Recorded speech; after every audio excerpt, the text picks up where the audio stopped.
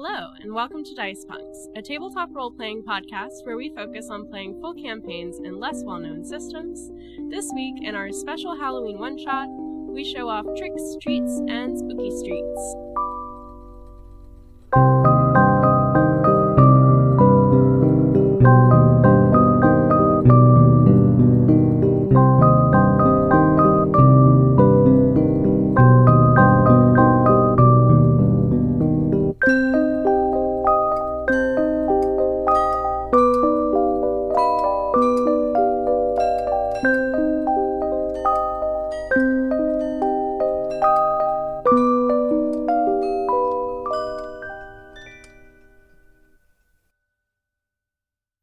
Hello and welcome. I'm Joanne, your spooky neighborhood game master, and joining me are... Hi, I'm Drew, and I'll be playing Ron Voss, dressed up this Halloween as Murray Rothbard, and if you don't know who that is, then that's just typical.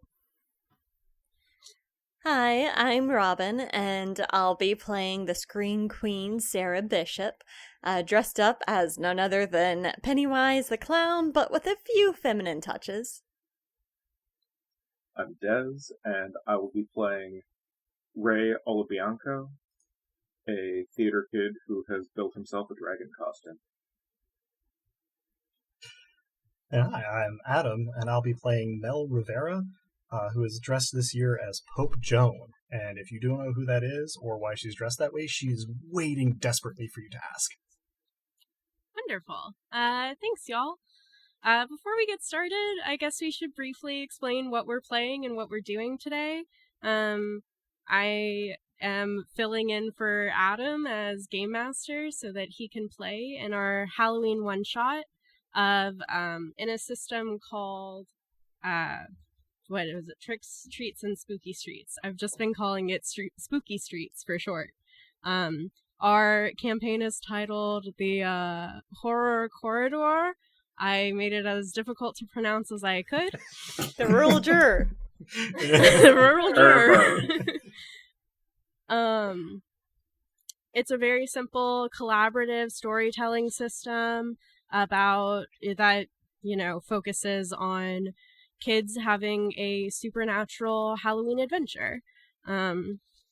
Think more fun, spooky times and less scary horror times.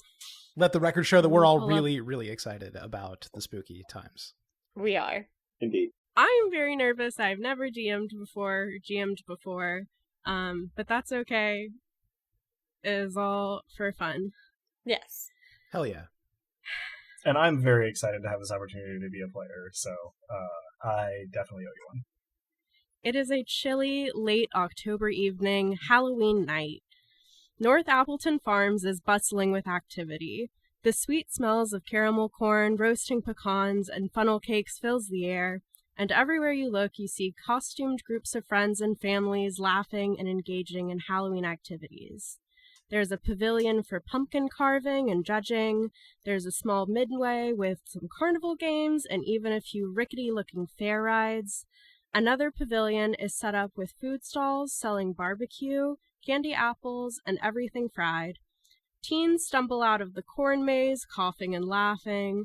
A tractor pulls up and reloads for another hayride, and you hear screams coming from the long barn at the far end of the center of activity, the Horror Corridor. Who would like to arrive first?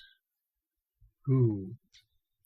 I think maybe I get here early. I'm very interested in paranormal anything, and I'm aware that maybe haunted houses are not strictly haunted, but statistically some of them must be. So I figured I would come and hopefully scope things out. All right, so Ronald Voss comes up first. Could you give us a little description of your character? Yeah, sure. And what would you like to head to? Yeah. Well, I think if you looked at me, you would see a slight kid, like rail thin just about, and you'd be seeing him in a double-breasted suit with a bow tie, probably patterned like your grandmother's couch, and round glasses, and his hair would be shaved back in a counterfeit of a receding hairline. And I think he would make straight for the horror corridor and just sort of gauge people's reactions. Okay. I Nerd. do have a Certainly dedication to the I drew costume. everybody a little portrait, which will be on our Twitter and our show notes, I guess, probably, at least our website. So here's our first guy. Oh, You yeah. can see him. Oh man. That's our Ronald. Oh, listeners, you have to click over from whatever you're doing and see these glasses. Do not Is miss it them. Ron or do you prefer to go by Ron or Ronald? Ron. My dad calls me Ronald. Ron. Yeah. Okay. Okay. Also, all the Harry Potter jokes. Yeah. Let them Beat begin. me to All it. right. Let them come. Ronald. Well, you wait for your friends around or you have established that you are a group of friends. Loosely, I think. Pre-recording. So you wait around for your group of friends around the horror corridor. Do I see And, people coming out, and are they very afraid? You mostly only see people going in for now. They're at the end of the corridor, far away from you is where they would exit, out near the corn maze entrance. So you're saying there's a non-zero So- possibility that when people go in, they don't come out. That's amazing. To your knowledge, yes.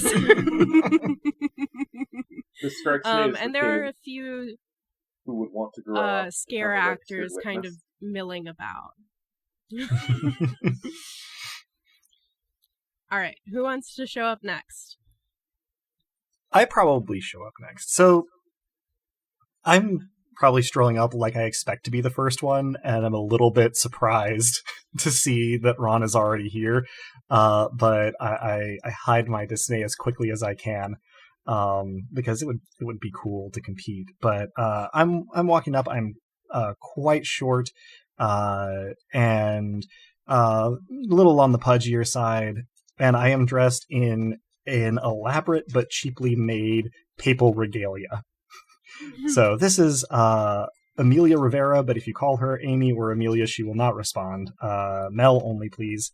And she's got fancy mitre on, made mostly of colored plastic wrap and styrofoam, some clerical robes that are cut and sewn bed sheets, a fancy cape made from a satin tablecloth, a jeweled brooch that is probably just some glass, and a very ornate Bible that no one can know is actually her father's prized hardcover, leather-bound Lord of the Rings single-volume edition, covered in aluminum foil, spray-painted gold with a few glued-on decorations.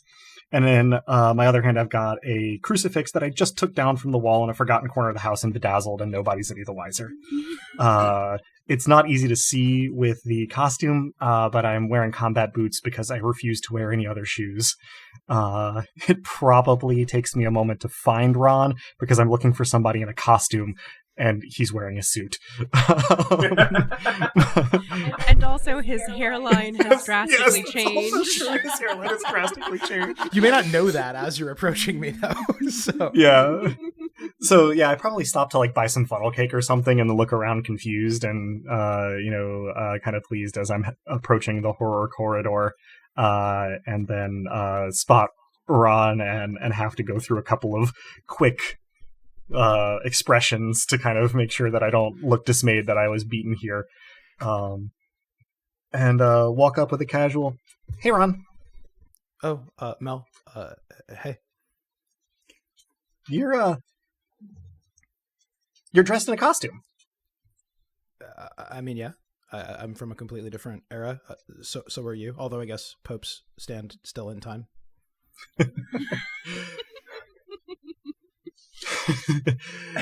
Yeah, don't they? Anyway, yeah, no, it just looked like a suit, but you're somebody specific? Madman, maybe. No. I am Murray Rothbard, economist of the Austrian school. Oh, that is terrifying. Good job. I mean, he did wield a terrible power, but not like a monster, more like the recording angel who opens its 100 eyes and snaps the spine of the Book of Life. Dude, that is metal as hell. High five. It takes me a moment to realize that a high five is in effect, but then I do at least attempt to high five. God, we just are the most awkward bunch. And in the game. Yeah, it's a feature, not a bug. Oh man, I need to go get some aloe now after that. After that burn. I say it with love. So I suppose that since I suspect Robin wants to be the last to arrive, Well, yeah, totally. Yeah, we can pick up this conversation. I can figure out who Mel is in a moment. That can still be happening. Oh yeah, the picture. Oh, cute. Everybody, you can't see it very well, but everybody but Sarah has acne because I decided it as teenagers. I appreciate your commitment I to hadn't considered verisimilitude. one way or the other whether Ron has acne, but I absolutely accept as canon that he does. Ron absolutely has acne. I'm Yeah. sorry. No, you don't need to apologize. You're objectively correct. The voice you've given him certainly has acne, so... Thanks. So I probably cause a bit of a commotion as I am walking up. Ray Olabianco is wearing a costume that is engineered, let's say. His dad helped him bring out more than his usual amount of inner theater kid. And therefore, the dragon costume that he is wearing is set up so that his legs are the front legs and the back legs walk in time with him. And that his arms are, like he's wearing a black long-sleeve t-shirt under the thing.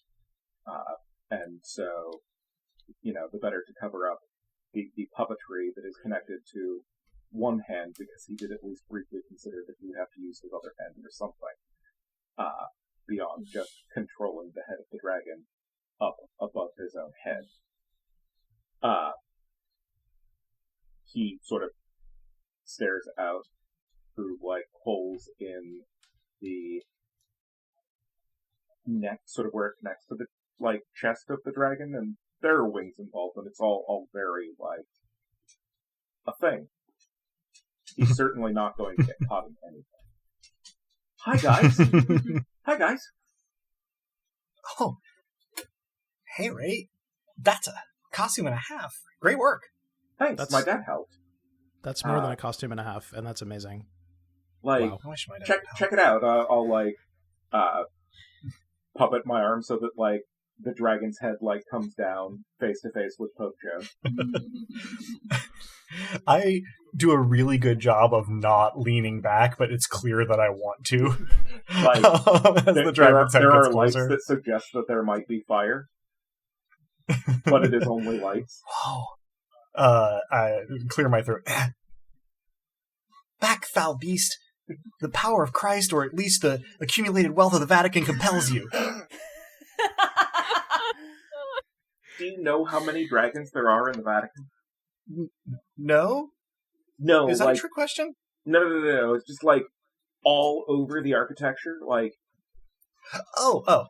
Right, of course. I knew you meant that. Yeah, me too. Totally me too. Of course. It's one of the primary, motifs almost. And, there isn't a St. George for all of them. No, certainly not. The accumulated wealth is the only thing keeping you safe from, all of this. It's amazing.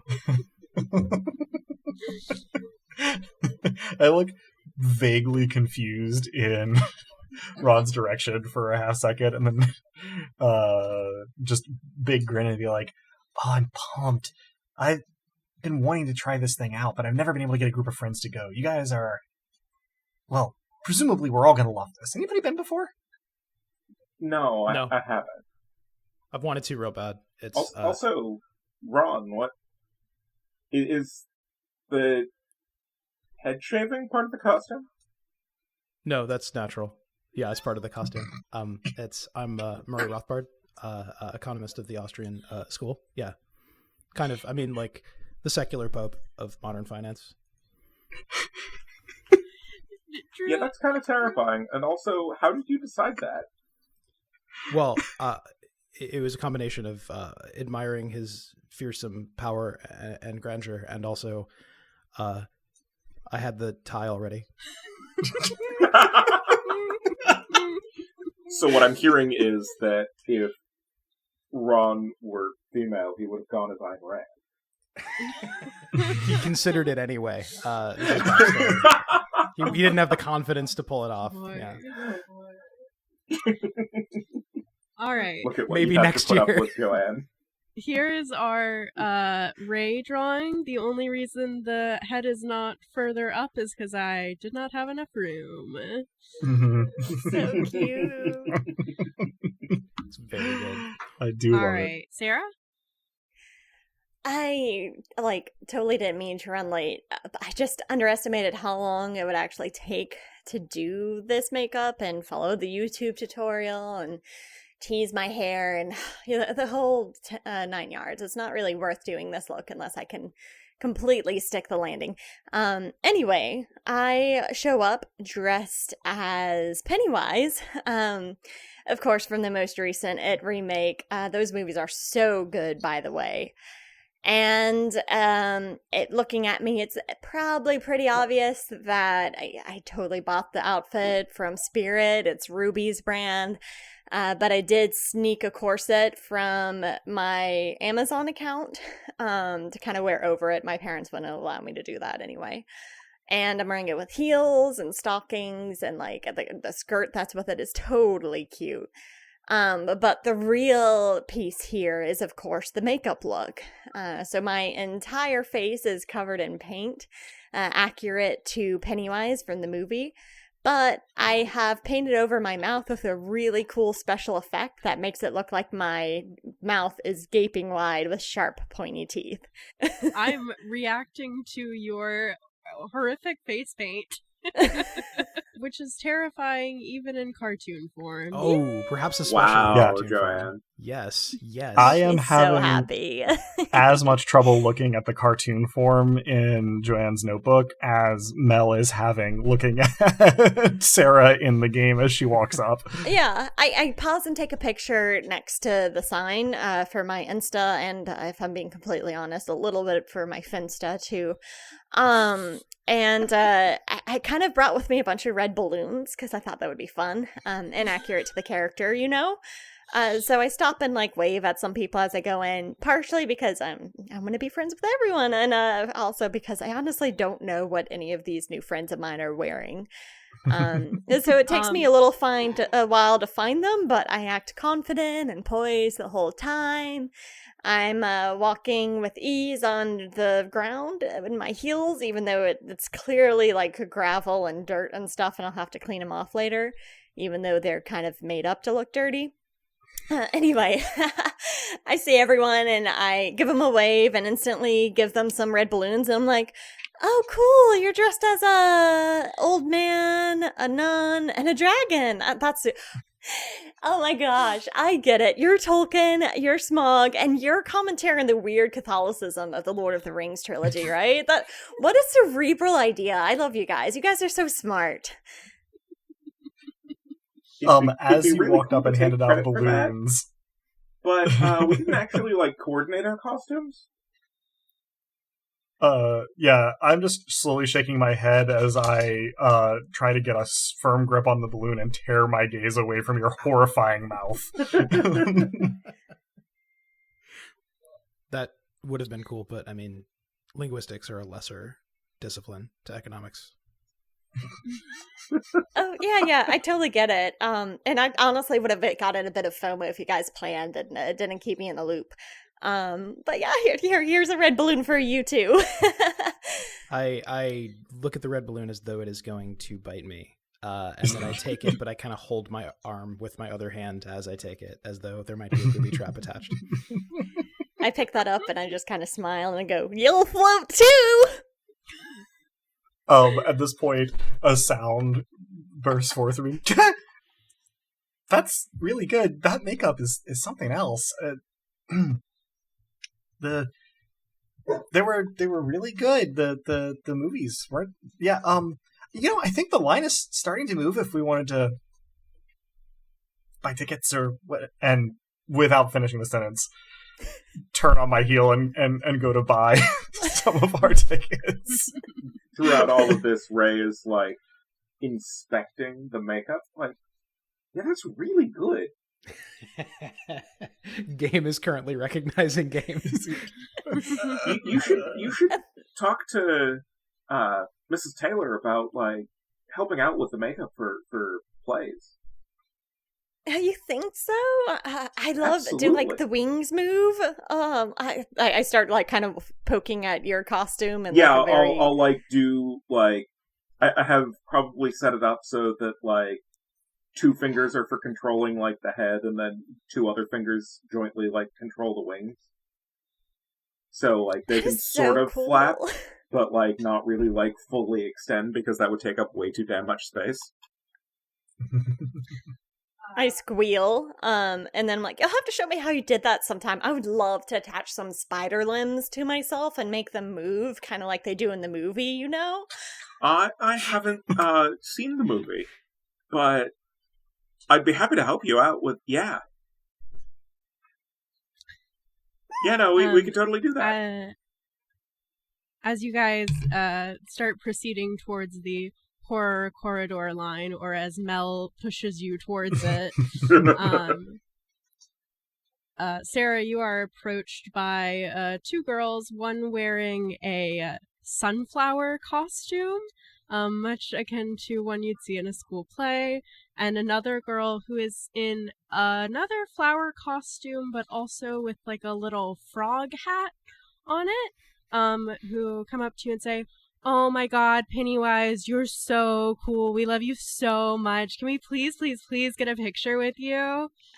Yes, oh my gosh, you're so sweet and you're so cute. I love the flower and I love the frog flower too. Here, have some balloons for the picture.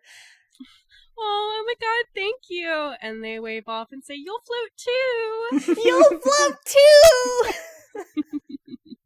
Can we just have it be like canon that the slight doubling of the recording is both girls speaking in precise unison? Yes. If that is heard, which hopefully it will be edited out, so we will re-add it. All right, Drew, you volunteered for that. Be careful what you wish for. I'll auto-tune them. They'll be in harmony. It'll be fun. This will be our most produced episode of Dice Punks ever. Well, since T-Pain and T-Pain are in the class, we have to... T-Pain and Associates. T-Pain and T-Gain. LLP. There are a few scare actors milling about while you are waiting in line, mostly bothering young women and not really approaching your group of teenagers. Although one Freddy Krueger, I guess impersonator of somebody in a Freddy Krueger costume, points at you with their knife hands and says, "I'll see you in your dreams tonight." And then to another group, "Welcome to prime time, bitch." I squeal in delight.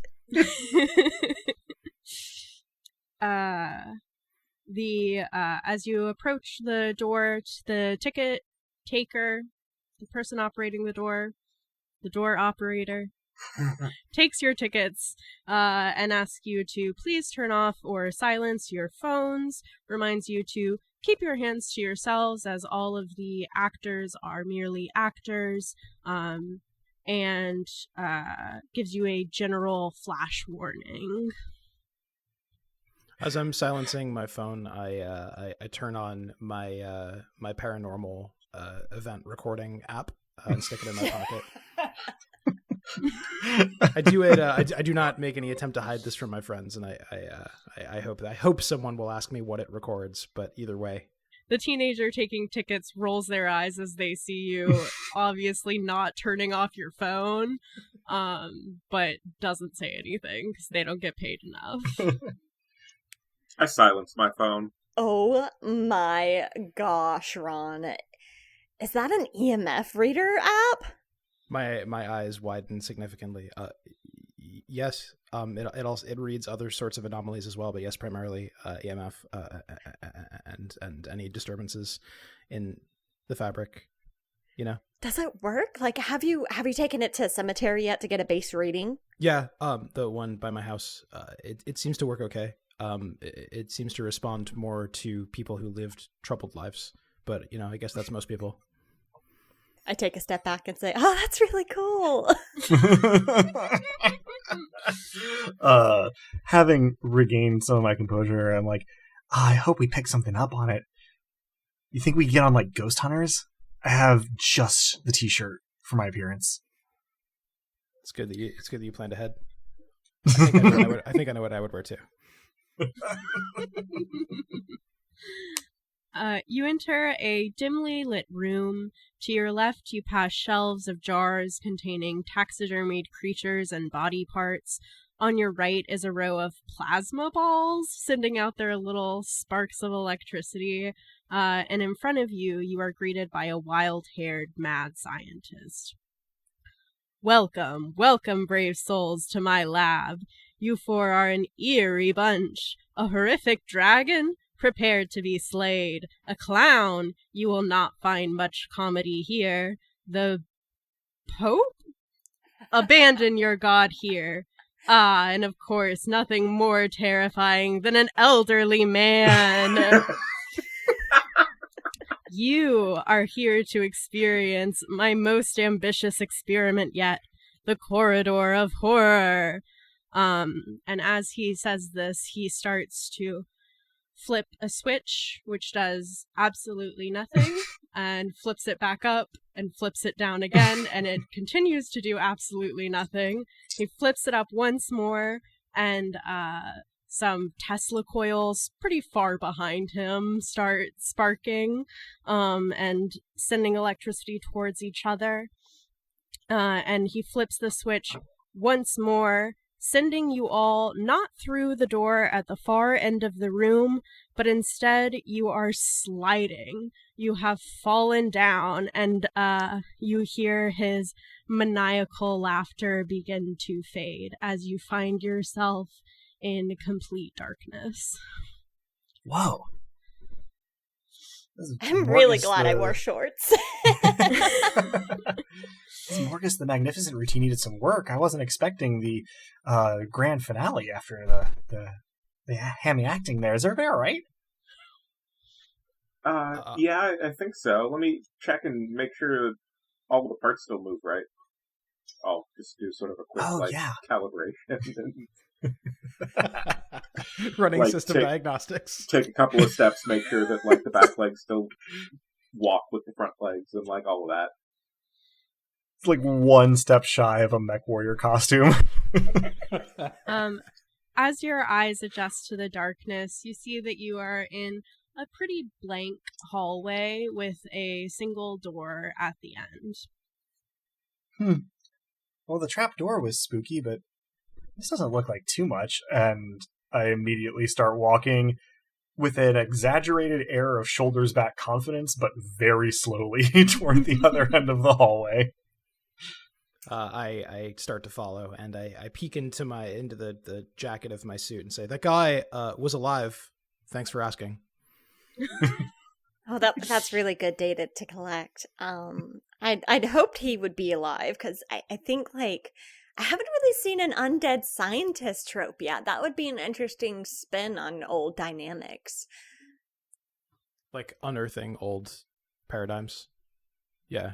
That would be very I scary. mean, it would be sort of a tropen version of, like, Frankenstein. Yeah. Yeah. Because, like, Frankenstein isn't the monster, except that Frankenstein, is the monster. Right. It would be like drawing attention to the number of people that call Frankenstein's monster Frankenstein. Like, what noobs? I whirl around from a little ways ahead of everybody else and say, "Are we in the Church of Dr. Frankenstein Scientist?" And I chuckle at my own joke. I would just sort of look at you blankly and then just sort of, like, giggle a little bit and then just sort of fall silent again. I'm in the Church of Mary Shelley. Oh, yeah, that would work too, but I don't necessarily realize this, but every time I speak, I'm gesturing with my crucifix in that hand.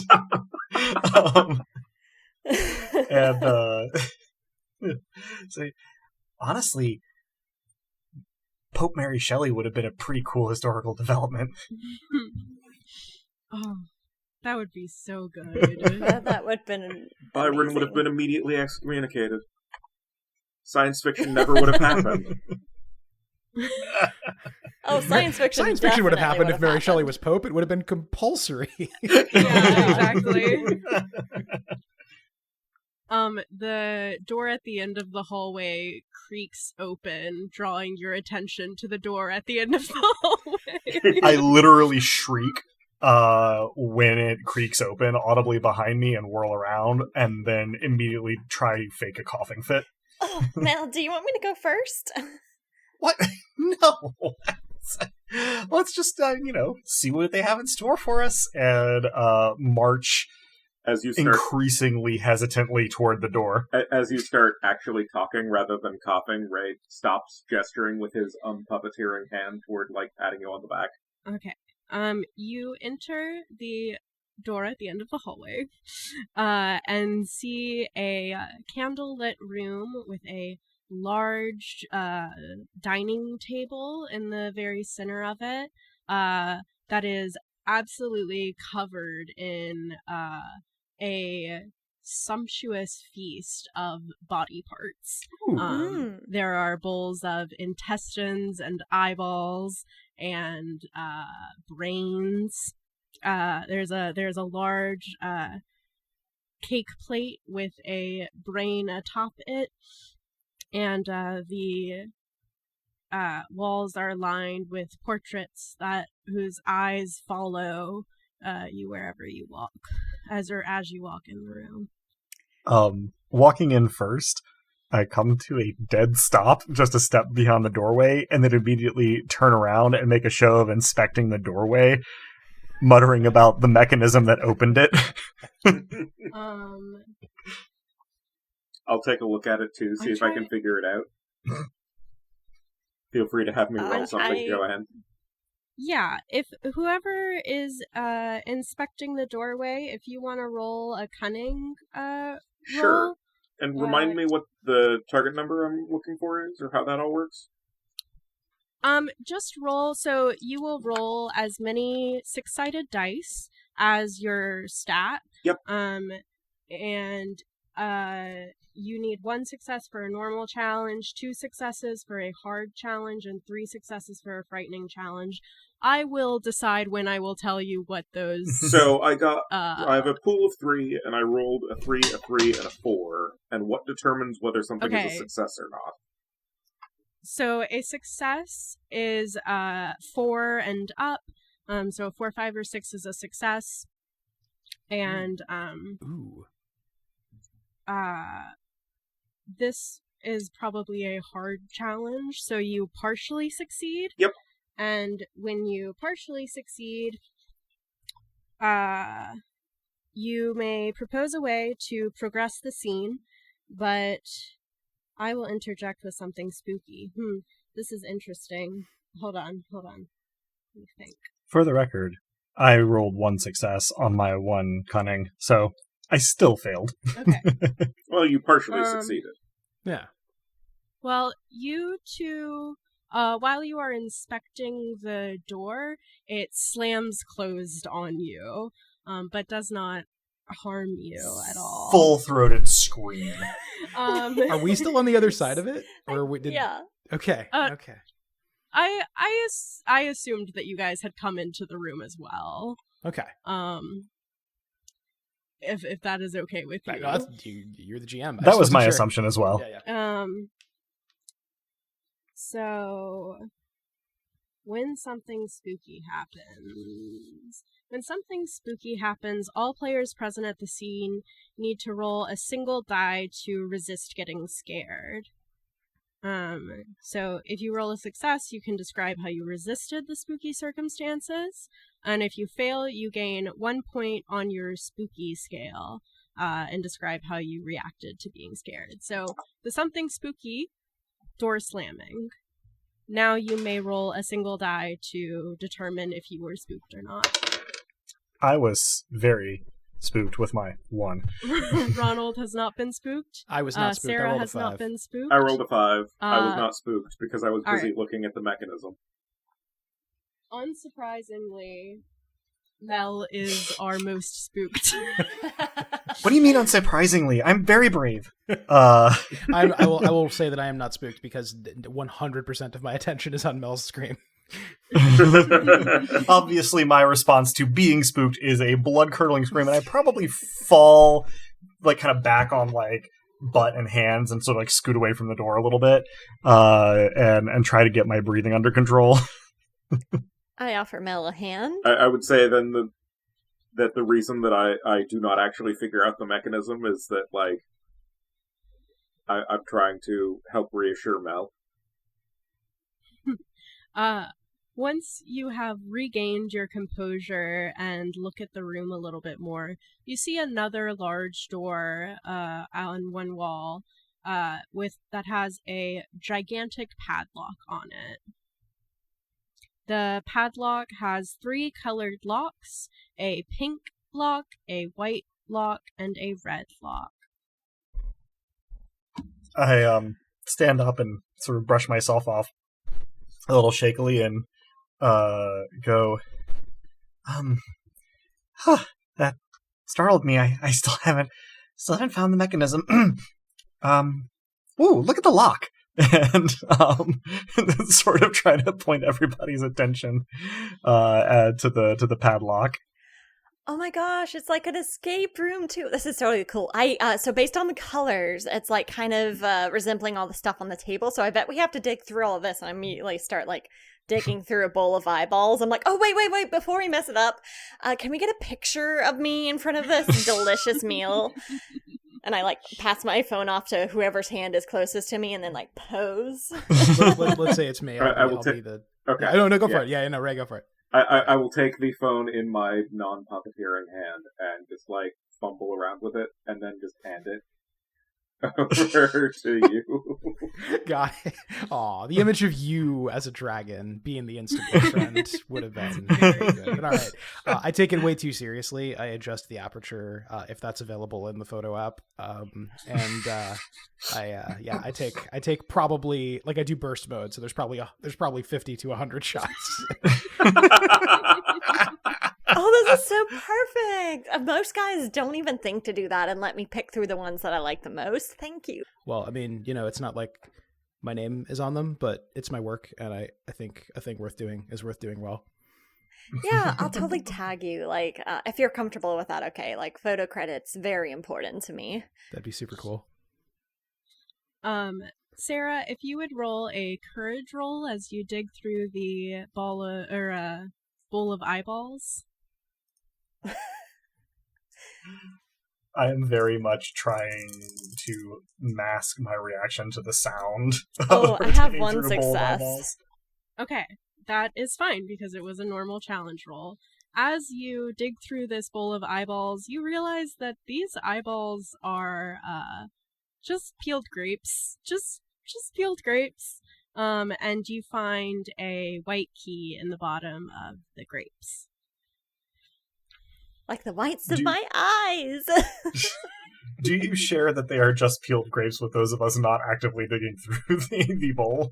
No, and I might think about eating one, but then realize that a lot of people have put their fingers in them, and that's like totes gross. Mm-hmm.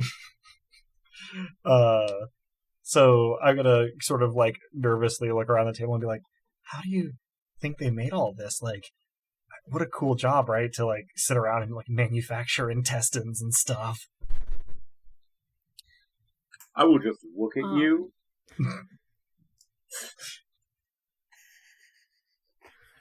I'm looking at you looking currently. So I just the keys are in the agree. bowls, and I walk over and try to pick a bowl. I'm like, pink for intestines, right? So roll the sleeve of my robe up and take a deep breath and try to find the key in the bowl that I have picked. All right, roll your courage, Adam. Will do. 2 dice. Mm-hmm. 2 successes. All right. As you go through this bowl of intestines, you realize that it's just spaghetti. It's just red-dyed spaghetti. I announce this loudly as I search. I am find disappointed visibly. a red key at the bottom of this bowl. I hold it aloft as though it were the Triforce of Legend.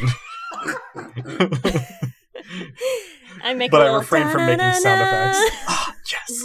That was so gratifying to Mel, but she tries really, really hard not to show how gratified she I try to is. harmonize the da-na-na-na, but I only go on the last note, but when I realize what's happening, and it probably doesn't harmonize very well. I like, Mel, how, despite being dressed up as the Pope, you're using distinctly non-Catholic imagery of success. Fuck the Pope. Mel, your arm is completely dyed red. Knowing now that this is just spaghetti, I look at my arm and I like kind of try to knot the sleeve of my quote-unquote robe so that it will like stay up a little bit, and I go, the bloody hand of the papacy. How symbolic. All right, you guys have a white key and a red key. There is a pink keyhole. I'm going to guess that the pink key is actually in the brain. So I find a chair on which to hang my sport coat. I roll up one of my sleeves, and actually both of my sleeves, because I assume I'm going to have to sort of take this brain apart with both hands. All right, roll your courage. Which, for the record, is 1 die. So we'll see how this goes. That is a 2, so not so much. All right. As you reach and start to press your hand into the brain, it feels fatty and soft and a lot like how you would imagine a real human brain feels. And you jerk your hand back. Ooh, what's it made of? I don't think it's a Jello mold. I don't think it's a Jello mold. All right, roll everybody roll a something spooky happens Right. die. So that's 1 die. 6. Oh, 6 here too. 4. Okay. Let the Okay, record show 3 of us rolled succeeds. 6s. That is, we're going to call that a 666 roll, I hope. That counts. Oh, Yeah. I just did 3s. Anyways, okay, you guys are not frightened by this brain. Perhaps you don't really think that it is a brain after all. You just think it's a trick of the mind. definitely Mel says as much. I go, man, this is like really cool, just making this stuff out of food like that. I wonder how they got, like, if they're not using a Jello mold. Like, I'm gonna have to look this up later and see what they made it from. It's Just probably like trying to play it down. I mean, it could it's be like probably liquid latex. some combination of that and like a meatloaf base or something. If the Mythbusters were here, they'd probably be using something like a ballistics gel that's not edible, but... Good call, yeah. It's Abby normal.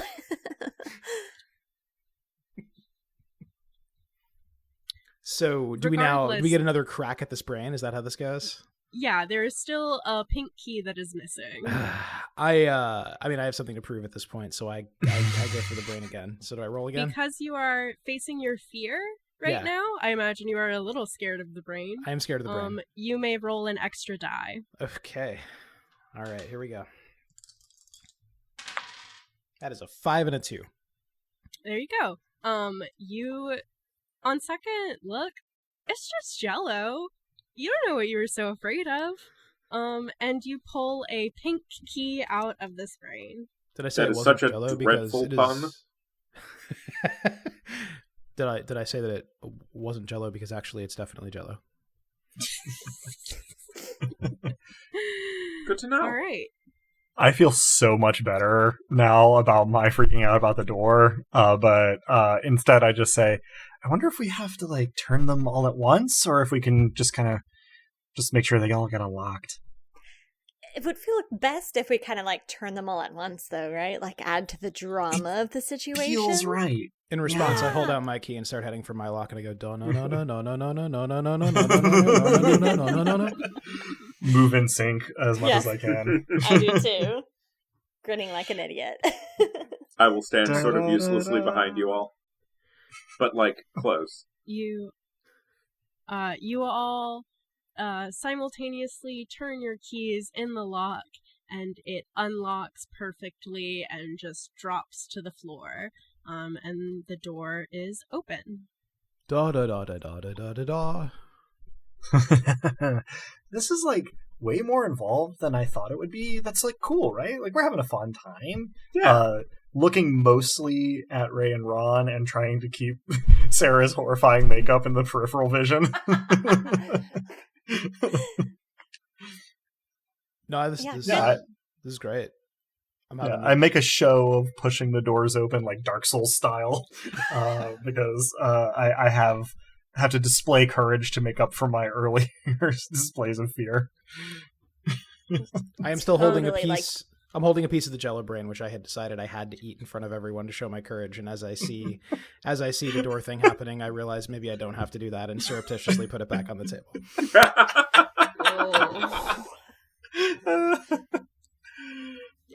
All right. As the three of you walk into this next, again, incredibly dark room, roll cunning rolls for me. The three of us have that's been only one die all for but me. wrong, or? Everybody. Did I say the three of you? Yes. Oh, I meant all of you. I'm Okay. sorry. You're good. I'm the actually four of you. I'm actually only a simulacrum, so Yeah. I got no successes from that. The three Cunning, you players said? and Adam. Cunning. I Yeah. got a Yes, 4. cunning. A success. Robin, you got nothing. Okay. Zip. Got 2 twos. 2, Like what I'm 2, currently 4, wearing. 6. That is Okay. 3 die for me, and I got a 3, a 4, and a 5. Okay. So Robin and Mel, as the two of you walk into this room, you hear Ron and Ray say, wait, but you are already too gung-ho, high on your finding key escape room business, and you trip into what feels like quite a lot of strings. You find yourselves being hurled up, and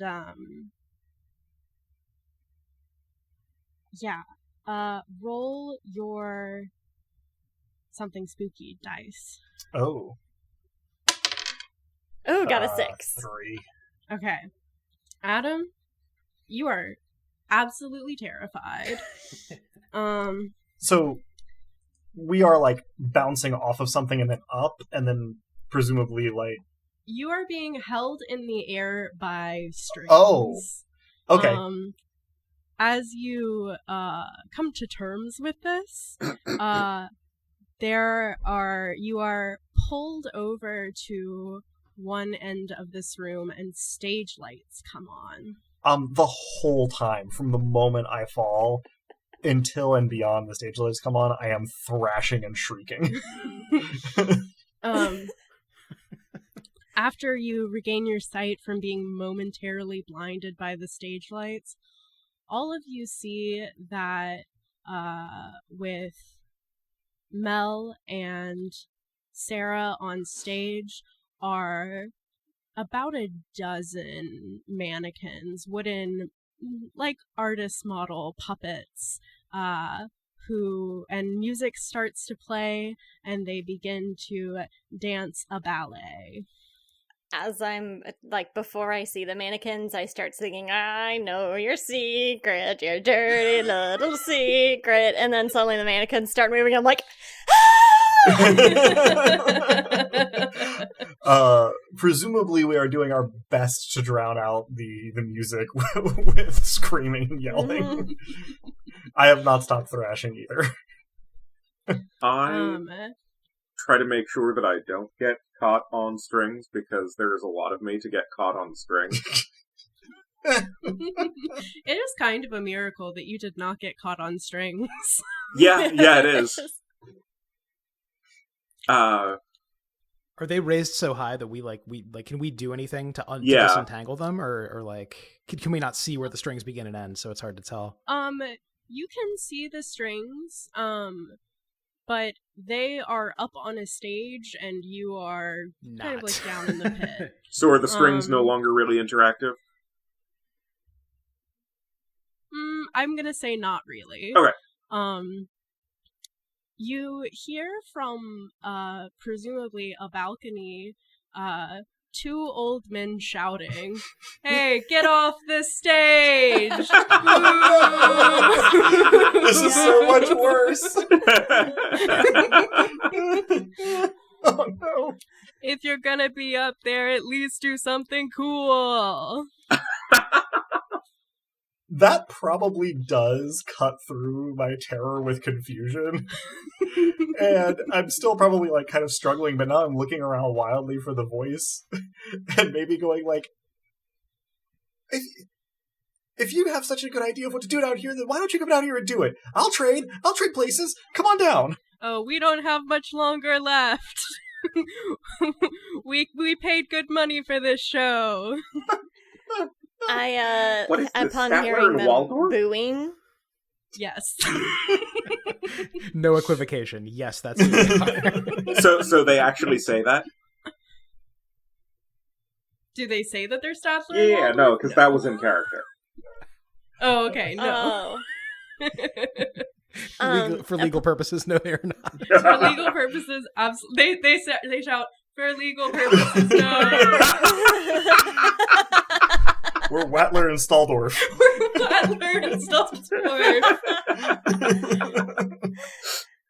I've seen a frog dance better than you.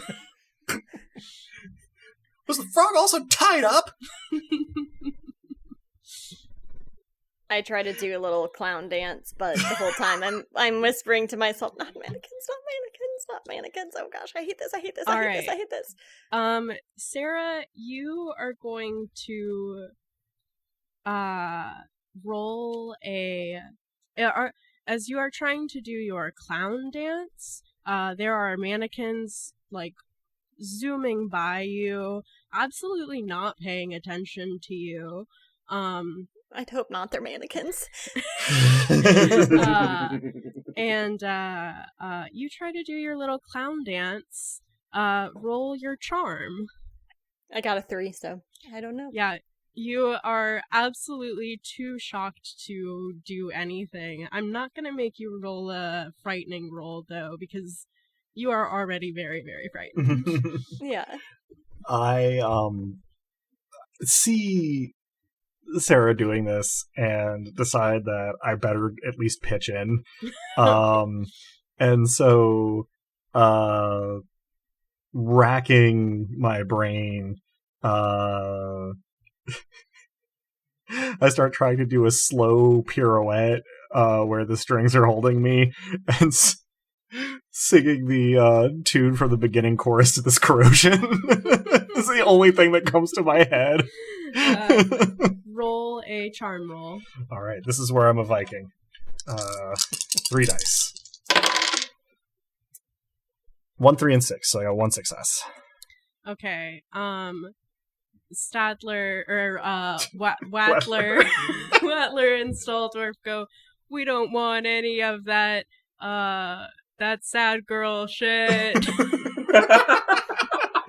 Well, then you pulled the wrong person onto the stage.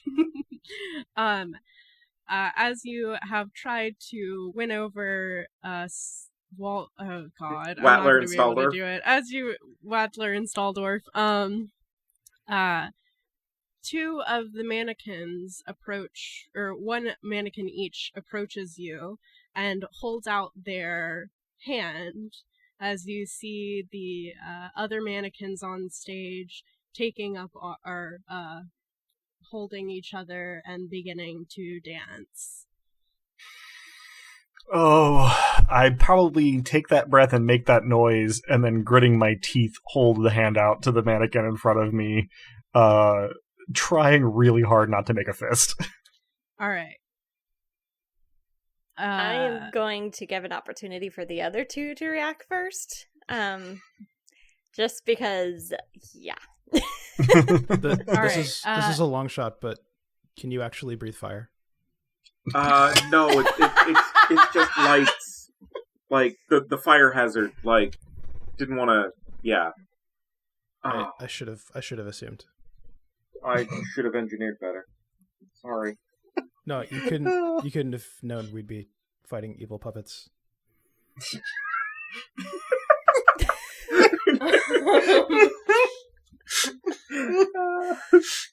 That laughter is probably in character and a good deal more high pitched nervous.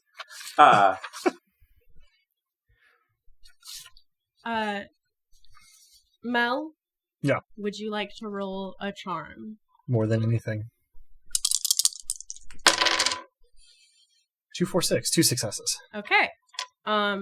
You take the hand of this beautiful mannequin. And it swoops you up into a waltz. And you waltz across the stage. And as you reach the end of the stage, it pushes you, and you are released from your strings.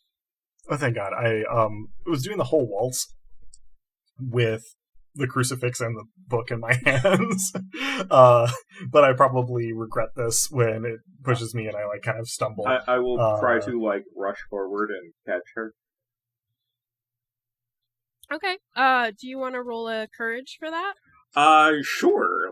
Let's see how one die does. And also, oh, I forgot to talk about some of these rules. No time like the present. If characters are awarded 1 extra dice when they act to protect one of their friends from the things their friend fears. So I think you can roll an extra die here. Sweet. Yeah. So that is a 4 and a 6. 2 successes. All right. You catch Mel, and everyone is okay. I catch Mel, and because I'm using both arms for this, as I catch you, the dragon's head just looms down to look at you. Also, everyone is okay except for Sarah. Yeah. Still on the stage, hold up by strings. Thank you. Thank you, Ray. We should try to get Yeah. Sarah down? Yeah. Scratching my head. I am going to lean into my woman prowess here, and knowing that they're called stilettos for a reason, I'm going to try to kick this mannequin as hard as I can. Okay. You are currently facing your biggest fear. And for that, you may roll an extra die. And I'm going to say that kicking this mannequin is actually a courage roll. Yes, thank you. I have 1 success. Oh no. Okay. As you kick this mannequin, it reels back and 3 other mannequins descend upon you, all holding out their hands, maybe to take your hand or maybe to slap you. So if I can have a quick reaction here, having danced with the mannequin and been okay, I will, as I see them moving, try to be come on guys, I think it's art dance, and try to like kind of corral Ray and Ron with me to sort of like grab each of the three mannequins' hands and like try and dance them away where they will not be threatening Sarah. Yep. All right. For doing that, you guys can all roll a charm roll, and whoever rolls the highest, that's going to be our result for everyone, because that is players can choose to protect one of their friends from the spooky problem at hand before any roll is made. By describing what they did to put themselves between their friend and danger, they're able to use their result for both characters. And Nice. Are we getting the extra die for protecting our friend or not?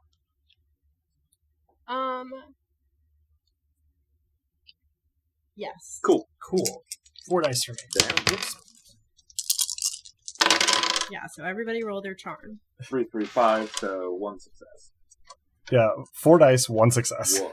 2 successes for me. I got 2 4s, a 1, and a 3. All right. You are all swept up into these mannequins' arms, but you continue to dance across the stage. You are allowed to let go whenever you want, as you are not controlled by the strings. Mm-hmm. But more mannequins come over to Sarah. I just start trying to wildly kick all of them. I try to, like, use the bulk of my costume to, like, put it between mannequins and Sarah. Okay. Ray, roll courage. And Sarah, or actually, Ray, roll cunning with an extra die. Oh, hot. And Sarah, you can roll your courage if you'd like. Okay. With an extra die. So, 1, 4, 5, 5 is 3 successes. Okay. I got 3 successes this time too. Excellent. 5, 5, 6. Well, as Ray comes to put himself between you and the mannequins, you also kick one of these mannequins straight in the chest, and it stumbles back, and the rest stumble away, and your strings fall. And as your strings fall, all of the mannequins fall too. And Wattler and Staldorf from the balcony go, "Yay! Encore! Encore!" I just hold the middle finger up in the direction the sound kind of seems to be coming from and try to help Sarah to her feet and make good an escape. Nice. Boo, we hate the Pope. I kind of who brush my... doesn't? As I'm standing up, I brush my skirt off, and then I do like a faux bow, and I say, "Don't you know you have to ask the girl's consent before dancing with her?" And I also flick off the tune when I rise from my bow. They say, "Not in my day." You're a disgrace to your generation. And that, with my puppeteer hand, specifically results in, like, the wings going out and, like, the head going up and, like, lighting up as if it were about to breathe fire. And that's why you're going the way of the dinosaurs, lecherous old men. I storm off the stage. As you say that, they go, we're melting. And the room falls quiet. And you see off to stage right there is a hallway. Looks like our ticket. Is everybody okay? I think so. Thanks for the help back there, guys. I got lost in a department store when I was a kid, and mannequins. Yeah, no, they're spooky. Yeah, they're really, really unpleasant. Yeah, that was terrible. You held it together really well. That was amazing. Thank you. Drew, every time you speak in that voice, I just lose it entirely. It's great. Yeah, no, that voice is wonderful and really distracting. It's fantastic. You're welcome, and I'm sorry. No, don't be. So, hallway, I think we make for the door. Yeah, I think we don't risk a resurgence of puppetry. As you walk down this hallway, it progressively gets warmer and very hot, like summer day hot. and you see a glowing from the end of the hallway. Well, that's not ominous at all. As you walk into the next room and through the doorway, this is not really a room so much as it is a cavern. The floor is stone. It smells awful in here, and there is a lake of fire. Jetting out, there is I don't know how you would describe it. There is like a jetty, like a cliff that is a walkway to a large circular island with a small stone cottage. And there is more smoke rising from the chimney, despite the literal lake of fire. When we walk in and see the lake of fire, I immediately go rigor mortis still. And even paler than usual. Probably was still holding on to Sarah's hand and am now unaware that I am trying to pulverize all the bones in your hand.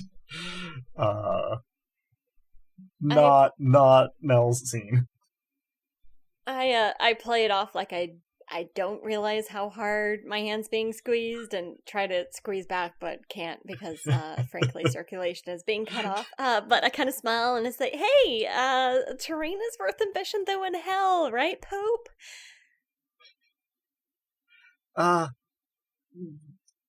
Sure. Somebody tell me we're still in a barn. Yeah, there's no. I don't think this is anything supernatural. It's probably just a empirically explainable lake of fire. As you say that, a jet of lava comes out of the lake. The lack of an Scorching. explanation does not mean that something is not explainable. You want to check your EMF reader? Yes, please. It's broken. His cell phone is broken? Sure. It's not on. The rational explanation for this is that the increase in heat cooked the processor and it had to shut down to prevent damage to the phone. However, Mel is saying none of that because I am sitting there going, right, rationally explainable. We're deeper than we thought. We're in the core of the earth, and there's a cottage, and everything is gonna be fine. It's just a barn. I realize that I am squeezing Sarah's hand, and I let go of it very quickly, and basically go, all right, who's first? And then nose goes. I smile and I go, you know that I'm kind of an eldritch horror from another dimension of the metaverse, so I can take the lead on this one, and if you want to just like kind of hang behind me and keep a hand on my shoulder, whether or not your eyes are open, I won't notice. Conflicted expression followed by a sardonic kind of like crossing and bless you, my child. We have all said... And yeah, I follow Sarah. I think we all fall in behind Sarah, yeah. Okay. As we're walking, I say, I'm really glad you consider yourself an eldritch abomination and not an unkind pastiche of the Reagan era.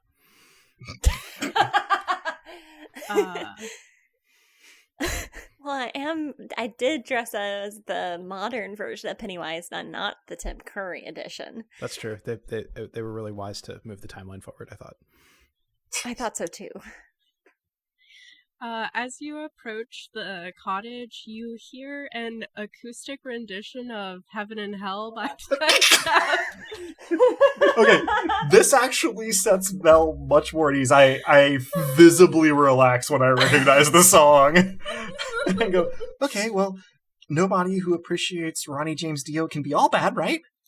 Yeah, it's like when they do a like singer-songwriter version over some movie credits.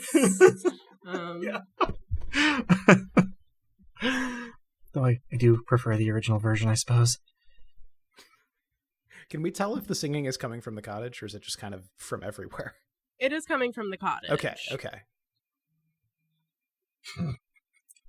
Guys, I think we found where Regina Spektor lives. Yeah. Regina Spektor, that deep scans. in the pits of hell. In a barn, you mean? Totally in a barn. Oh, right. Definitely, Yes. Definitely in a barn.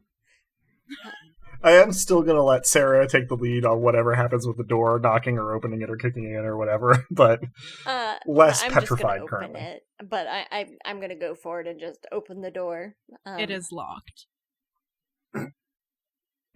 I try it again, like with the kind of, I try it again, knowing that the result's going to be the same, but check to see if there's like a colored key like there was before. You hear a yell from inside, saying, "Not interested." I mutter under my breath, "The power of Christ compels you." At about that time, I I'm don't- also asking you if you've heard the good news.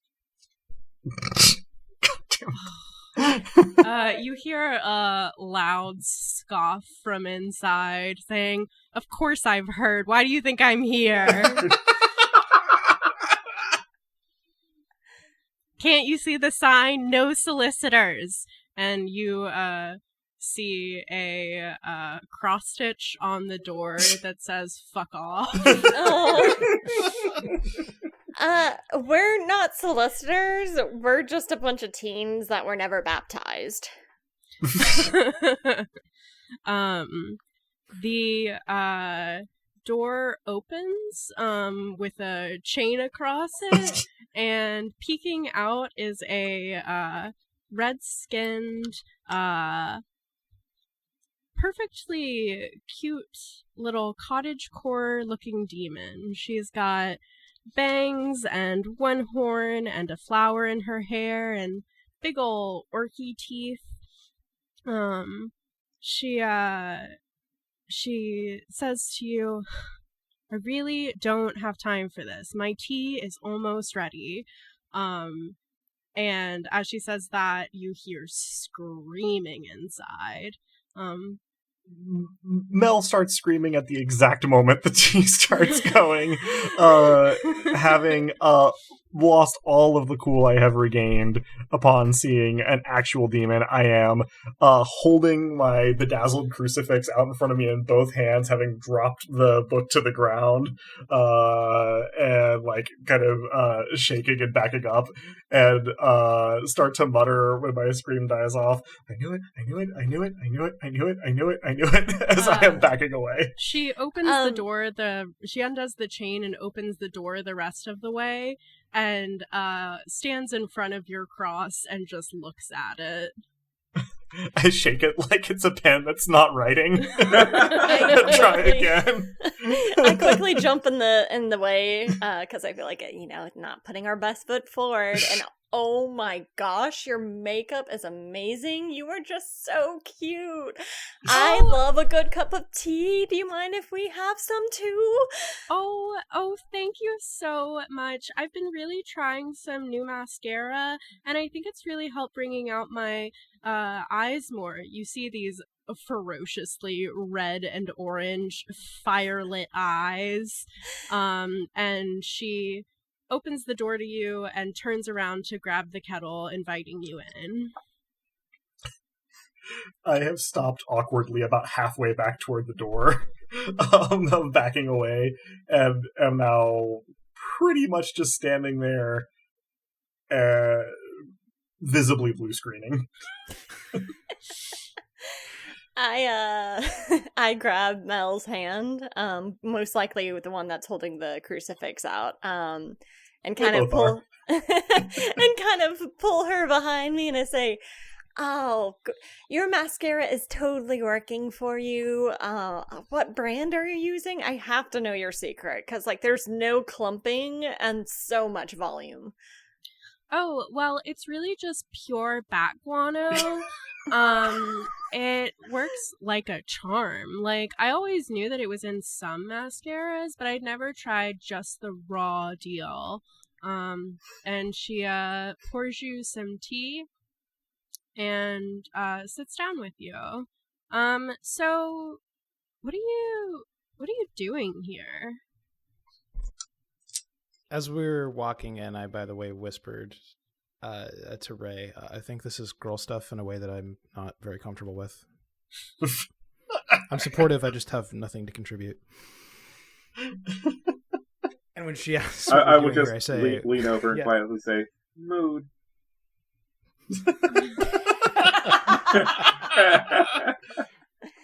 I'm remembering this again as she asks what we're doing here, and I say, I think we're mostly just trying to leave. Oh. So we started off in like a haunted house. It was in a barn and wherever the hell we are. And like mad scientist pulled some levers wrong and the floor went out from under us, and there was, you know, a standard sort of haunted house like buffet table with like fake body bits that you had to get keys out of and open a door, and then we went through into another room that was like kind of shitty about consent. And, like, some people wandered in some strings and were, like, pulled up onto a stage, and mannequins and legally distinct from Waldorf and Statler. And, like, we danced and or fought with the mannequins and, like, exited stage right, and now we're here. Is that how most people end up in hell?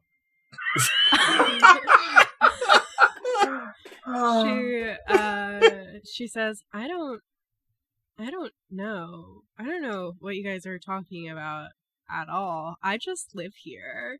You have a lovely home. Thank you. You do. What's your name? I'm Sarah. I'm Ash. You know, I've been living here, you know, forever, I guess. I don't know. I really have been trying to redecorate, but some stuff is just really hard to get around here. Like, there are these really cute lilies down, but they're like really close to the fire, and like it doesn't really hurt, but it's kind of a slog to get to them, and I just haven't had the time, really. This whole clearly... time, go on. I was gonna say, this whole time, what has been going on is I have slowly lowered my crucifix, taken my other hand off of it, shuffled forward, picked up my book, dusted it off, and I'm now skulking in the doorway, kind of hunched over with my book and my crucifix just kind of like held in between me and just like watching as though unsure what to do. Ash says to you all, what's your friend's deal? Like, I've seen lots of people dressed like that around here, and they're not usually quite that scared. I think she's just Catholic. I don't know what that is. I blink slowly twice, and then just kind of sit down.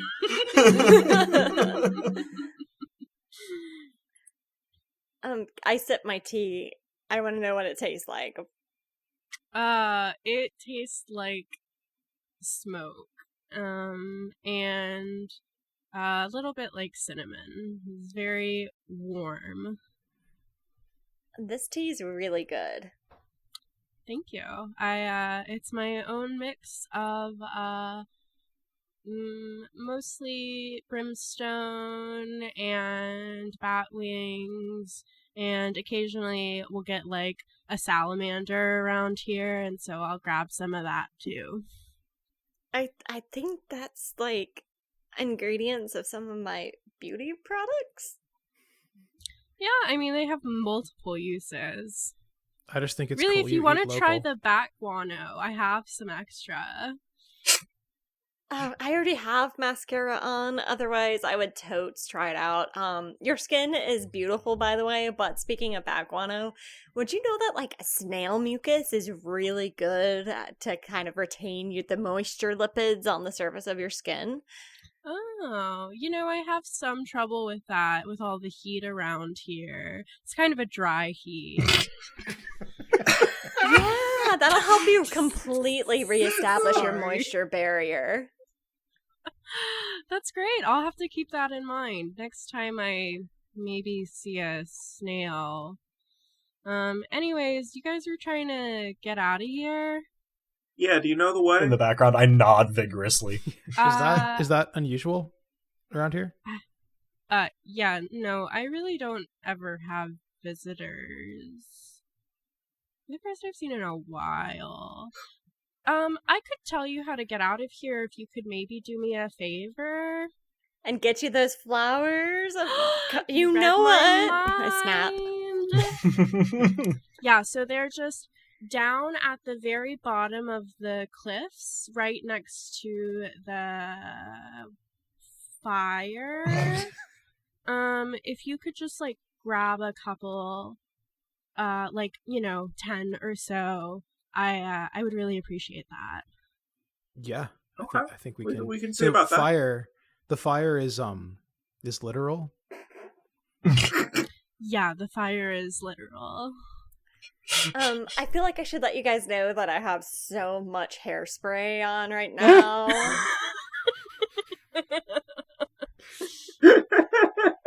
My Well, costume is largely spray paint. okay, but what about the guy with wings? Aren't you like a dragon? Can't you just like fly? I nod vigorously. Yeah, he's a dragon. I will flap my wings experimentally as a demonstration of how this doesn't actually work like that.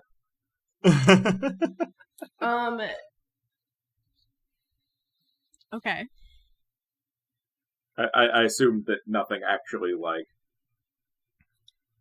I mean, you decide when you get to turn into the thing that you want to turn into, but this is the I would advise that you do that. I mean, so I'm not going to tell you what to do. You guys can figure out another way to get these lilies. let's say for, since I didn't want to be like voiced the supernatural by player fiat, that like Oh, but you get to do that. That's in the rules how that that's in the works. rules. The Okay. You get to listener may not know decide. this, but we each get. Can I say it, or do you want to say it? Yeah. We each get to do something cool with our costumes becoming realer than real one time.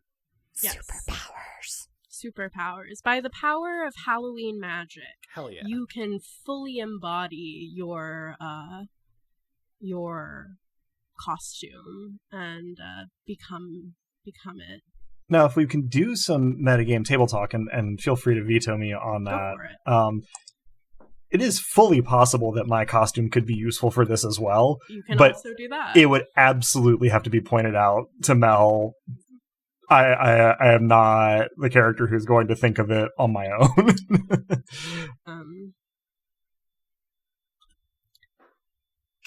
Okay, well, I mean, you guys can figure it out. You seem like, a capable group, sort of. Anyways, if you're done with your tea, you can get out and go find those flowers for me. By the time she has finished saying "get out," I have already gotten out. Cleared the doorway. Yeah, I am not far behind.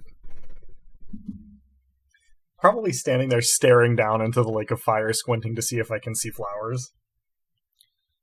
You see at the base of the cliff, a grassy mound that is not being affected by the fire, and bright spots of red dotting the grass. Do you think it's like AstroTurf? Is that fireproof? Maybe. Are you AstroTurf by is any- plastic. I don't think it's fireproof. If you happen to be Pope Gregory the IX, this would be a good time to let us know. since he said that the Holy Fire was a fraud in 1238. You know a lot about this stuff. No, I'm actually supposed to be Pope Joan. The story about the female pope that was a better pope than all the other popes, but still got killed by a mob when it was discovered she was a lady. It's all very, the patriarchy. resonant and symbolic. Sounds about right, and yeah. stuff. Yeah. Kind of regretting it now that we're apparently in hell. But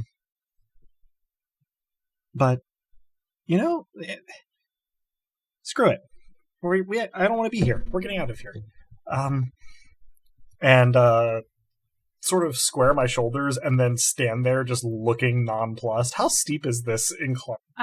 So it is pretty steep, but you do see a flow of lava going down from the edge of the cliff and kind of at more of a stable, steady incline that you could theoretically walk up and down. That goes through the grassy mound and into the rest of the Lake of Fire. But it is like actively molten rock. Yes. Okay. You have heard of firewalks, or not firewalks, but firewalks. Yeah, I think that's what they're called, firewalking. Yeah, so I'm gonna look at my friends and be like, well, either there's a gimmick to this or there's not, but, probably you guys can carry me if I burn myself. Yeah. All right, I'm gonna have my book in one hand and then look at it and hand it to Ron and be like, guard it with your life. My dad will kill me. Of course. And then hold the crucifix in both hands, and take a deep breath, kind of closing my eyes, and timidly, until all at once, take a step out onto the lava and activate my Pope Joan costume here. Before I see anything happening, I say, should I read a quick passage? So this is probably going to then be set to Drew in that voice reading some random passage from Return of the King or the Silmarillion, or maybe one of the appendices. I don't want to deny you that pleasure, but I don't want to deny you that pleasure, but I don't know any of it by heart. So No, I would not have expected you to. So as Mel, I have no idea what's about to happen, and I fully expect that I'm going to get a hot foot here, but what is happening mechanically is I'm activating my one and done costume power here, and all at once I am dressed in much finer, more authentic papal regalia, but not modern papal regalia from like the 14th or 15th century. I am holding a gold and jewel encrusted crucifix and glowing with what can only be described as holy light. You might hear choral singing on the edges of your hearing as I take 2 steps onto this lava flow and then begin to float down it at a stately yet rapid pace. And coming to the end of it, I reach down serenely, sweep my hand through the flowers, gathering up about a dozen of them, and then instead of turning around and walking up the lava flow, simply float backwards back up the lava flow and am set down on my feet, upon which the light goes out and my costume is back to normal. And I stagger a little bit and then kind of like visibly force myself not to vomit from the vertigo involved in floating forward and backward before turning around Ray with a wan smile. Wide-eyed looking at you. I think I did it. I think I did it. Right. totter one direction real quick. I'm like, can I lean on somebody's shoulder real quick? Yeah, of course. Absolutely incredible. That was amazing. I did miss part of it because I was finding an appropriate passage. From the ashes, a fire shall be woken. A light from the shadow shall spring. Renewed shall be the blade that was broken. And crownless again shall be the king. Or, queen. Look at you and blink twice and go, that is so much more metal than it would have been if that was actually a Bible. You should really dress up as Aragorn next year. Is that directed at Ron or at Mel? No, Mel. Directed at Mel makes an instantaneous dramatic difference to my bearing. I am all of a sudden like enthusiastic smiles. I'm like, oh hell yeah, you're right. That would be great. And as I am supporting myself on Ron and moving toward the door holding these flowers, I am already putting together my Aragorn costume for next year in my head. And I knock on the door and say, have your goddamn flowers. Ash opens the door and goes, oh, well, that was easy. Thank you. And grabs them and closes the door. How do we get out of here? She ignores you. Oh, God damn it. I thought cottagecore chicks were supposed to be nice. Hey, Ash, do you have an Instagram? She pops back up and says, oh, follow me at, oh, I can't use my real friend that this is based on Instagram. I mean, you can with permission, I guess. I will ask her. Stay tuned for that maybe being dubbed back in post. Yeah, we'll see. But yeah, she gives you her Instagram handle, and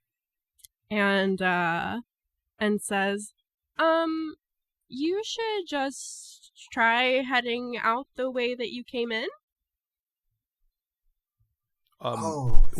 Thanks. With all due respect, there were a lot of bad puppets that way who were a little scary and iffy on issues of consent and stuff.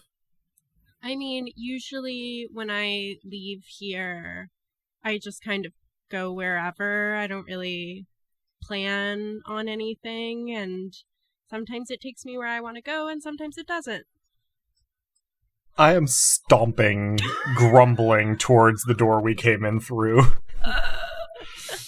Basically, if you can imagine the wet bandits having just recovered from one trap in Home Alone on their way to get beat up by the next one, that's pretty much me right now. Big the wet bandits energy. We're gonna friggin' before they take off, I kind of wave at Ash and been like, thank you so much for the tea and the mascara tips. My Instagram handle is that creepy biatch. It's named after my haters. You know how it goes. You might as well take what they use to hurt you and turn it into your armor, right? Oh yeah, they just be hating all the time. Ignore the haters, set fire to the haters. Yeah, I totally agree. That's why I like you. That's why my handle is crypto is a bubble. She says, cool, I really only follow beauty influencers. I can respect that. You pick an area of interest and you pursue it to its fullest. Thank you for what I think we could call your help. Have a nice eternity. Okay, bye. And she closes the door and puts her Heaven and Hell acoustic back on. Yeah. Ray I just sort spin of around without really knowing what the hell to say. Spin around on my heel and yell, at least play the original, and then fling open the door. The one that we came in through. Okay. Yeah. Yeah, do all of you head out? Yep. Yeah, Yeah. as I'm thumbing her username into my Instagram so I can give her like a follow right away. Mm-hmm. You have Signal down here? That's You amazing. immediately get a follow back. God damn it. This is hell. All right. Hell is As you all other influencers. I'm sorry, please continue. Hell is empty. The influencers are all here.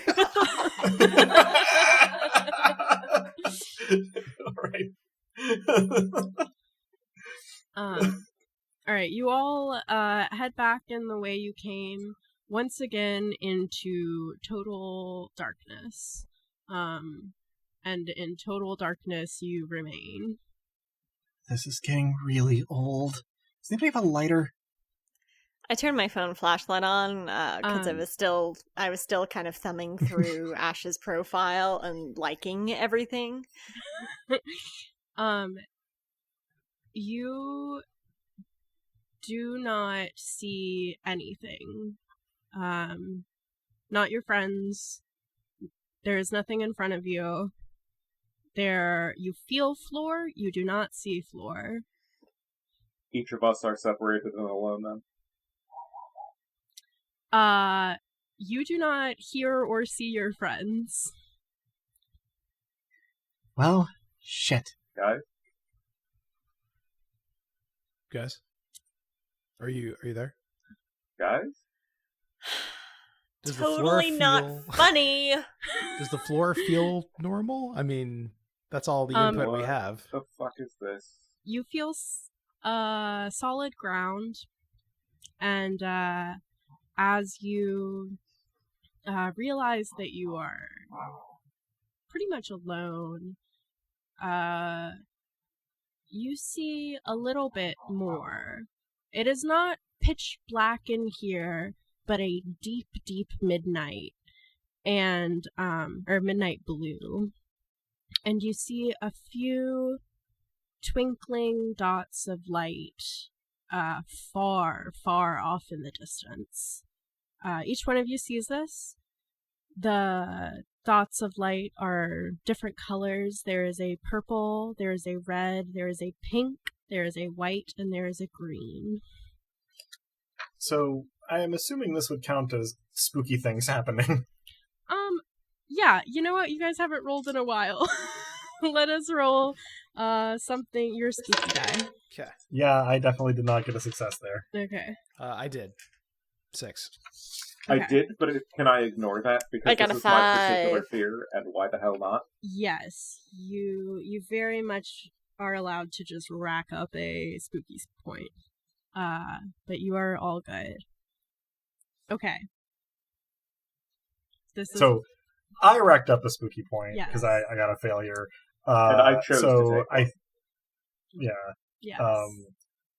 As my reaction is probably going to be a little bit more mundane, I just start running and yelling for my friends in whatever direction I was facing. Okay. Mel, as you are running, you realize that the dots of light around you are moving. Okay. While I think about what to do with that. Yeah, you all may respond. Particularly probably Des. Yeah, Yeah. I am probably, stock still, ramrod straight, and, quietly, mutter, guys, where'd you go? Guys, look, this isn't cool, guys. Say something, please. Oh, Des, roll another something spooky, since this is very frightening. That's a 2. Alright. So, as you continue to be totally alone, you see the white light moving. It is not getting closer, but it is moving. These lights are faint and flickering in and out, but they are moving. As soon as I see are the lights moving for all of us? Mm-hmm. Oh yeah, as soon as I see them moving, I don't look at them, because I remember how that sort of thing goes. You can choose whether or not I'm thinking about poltergeist or it. But I'm gonna put my phone's still in my hand, so remembering that Ron's phone is dead, I'm going to call Ray, because that's like the closest in the alphabet to Ron, who I knew had his phone. Roll your charm skill. It's also worth noting Or roll... that I am roll your charm skill. probably not paying too much attention, and my phone is silenced because I followed those instructions. More fool me. Oh, I got a 6, but based on that information, it may not do anything. Yeah, does roll your courage. That one die. One! Great. Yeah, nothing happens. You do not see your phone ringing. If I go to voicemail, I'd be like, hey, this is Sarah. I guess you're just not answering your phone right now. I don't know where you guys went. I hope you didn't leave me, but it's kind of dark here and there's some lights. Anyway, I'm just gonna kind of go down my phone list, and I know Ron's phone is dead, but I guess I'll try Mel next. Hopefully you're not also in a dark void. But hey, if you are, as long as you didn't leave me, that's totes cool too. Like, we all have to spend some time in dark voids every once in a while. Anyway, this is turning into a long message. I'll catch you later, I guess. Take care. Bye. I'm gonna hang up. That's going to be a trip to listen to. Ron, do you have a reaction to being fully alone? I think I've been seeing talking these this. lights? I think I've been talking this entire time, and realizing that no one is stopping me or reacting, I just keep talking. I think I walk as fast as I can in the direction of whatever light I think I'm closest to until I realize I'm not getting any closer, and then I repeat the process. Would you like to decide on a color light that you are walking closer to? There is purple, red, white, and green. Do any of them seem not to be... There is purple, pink, white, and green. I have been lying to you. There is red, pink, white, and green. Oh, can we get that one more time? I have forgotten. Okay. Drew, you see a red light, a pink light, a white light, and a green light. Okay. I go for the red light in dogged pursuit. And the entire time I'm saying, Ray, I don't know if you can hear me, but if you can, this is not empirically possible. And that means it can't be proven or disproven. So you have nothing to be afraid of. So it's going to be okay because we can just, decide that it's to be otherwise. I'm going to catch this light for you, Ray. It's going to be cool. All right. As you get closer to the red light, Ray, you faintly hear your friend Ron speaking to you. Ron? Are you there? What the hell is going on? Do I hear him? Yeah, you do. You hear him back. Hey, Ray, I don't know, and I think it's probably not possible to know, but that means that if reality's not comporting with our understanding of it, then it's not our understanding that's wrong, it's reality that's wrong. That's what Murray Rothbard would say. So I think we're going to be okay, Ray. Just keep, I'm going to go to the red one. Okay. Drew, roll your cunning, and since you are acting in accordance with Murray Rothbard, I encourage you to roll an extra die. That was... What a world. Also, the moment I hear, the nonsense that you were saying, I burst out into hysterical laughter. You hear him clearer. Oh. 2 successes. I got 2 6s. All right. you see your friend in the darkness, lit by, I don't know, something. But it's your friend. It is Ray. Ray is here. And you are with Ray. You may reunite if you wish. I just had to stifle the instinct to respond with, and also with you. It's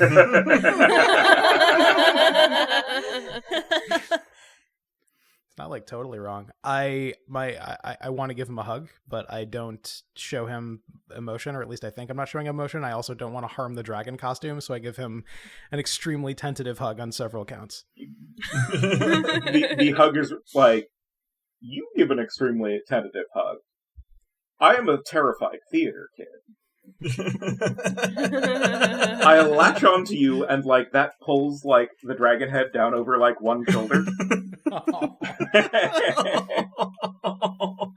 And then, I realized that you were the world's third most reserved human being, and back off pretty quickly.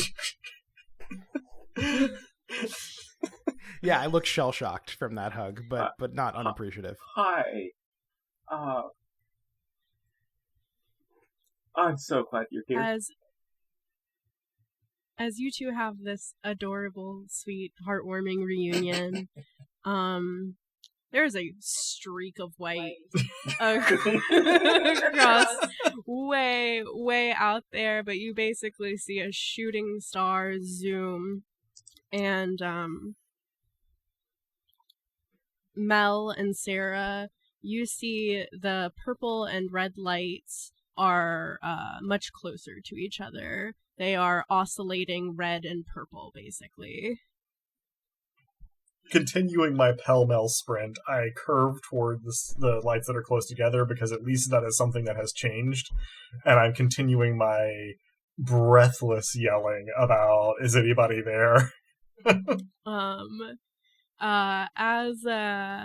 As you run towards these red and purple lights, Ray and Ron, as soon as you have reunited and are having a wholesome moment, you hear screaming, though faint at first,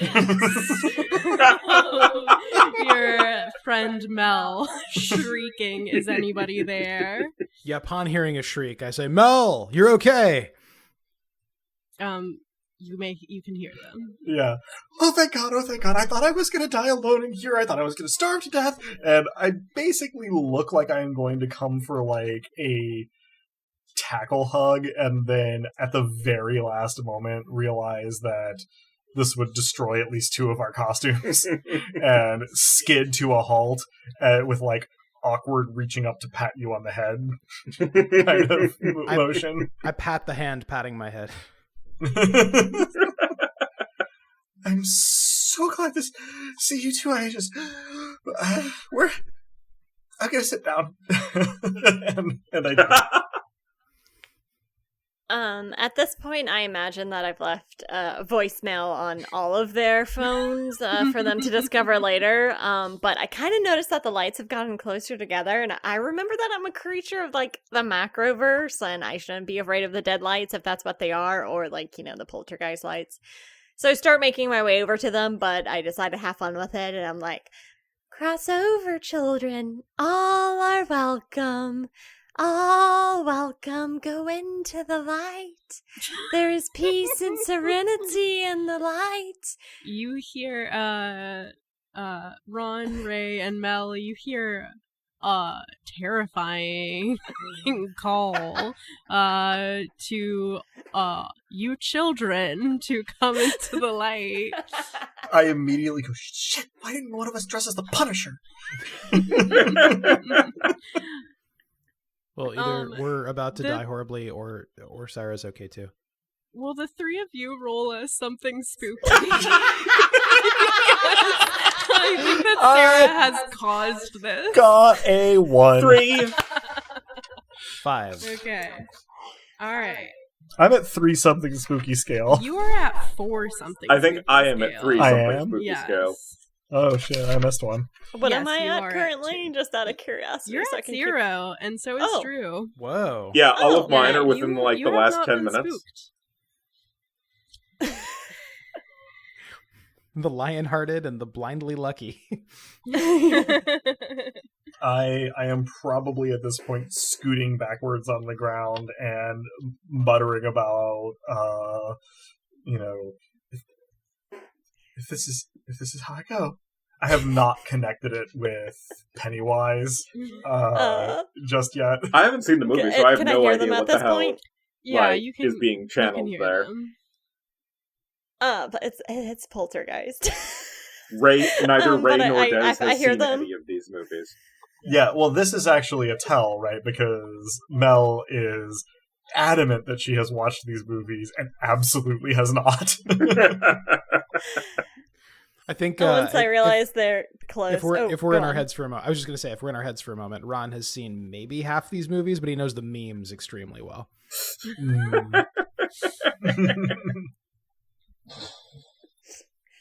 I kind of, if I hear them, I keep heading in their direction, and once I see them, I take a deep breath and go, "This house is clean."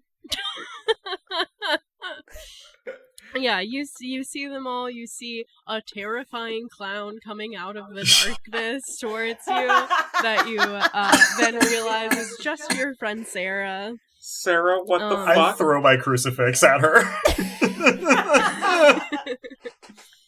Ouch! Hey, I am sure that I miss.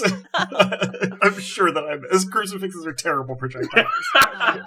You say with the I authority still of say, knowledge. "Ouch!" Yeah.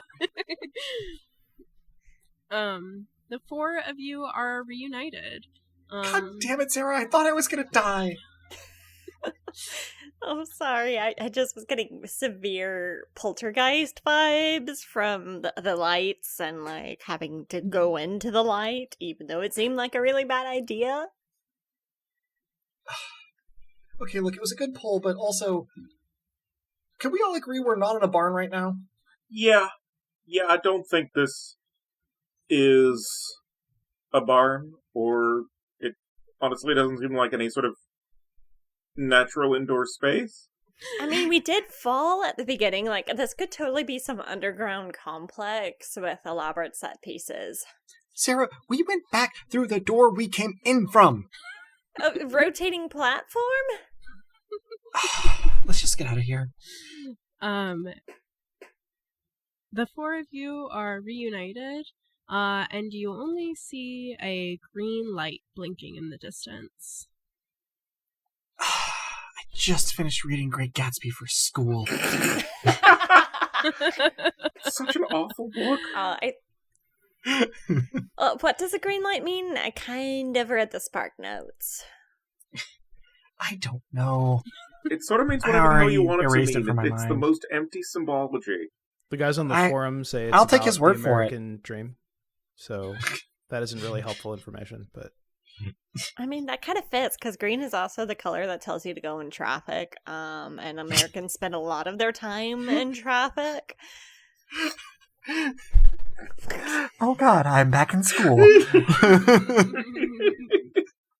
well, there's no other way to go. So should we get your cross before we go?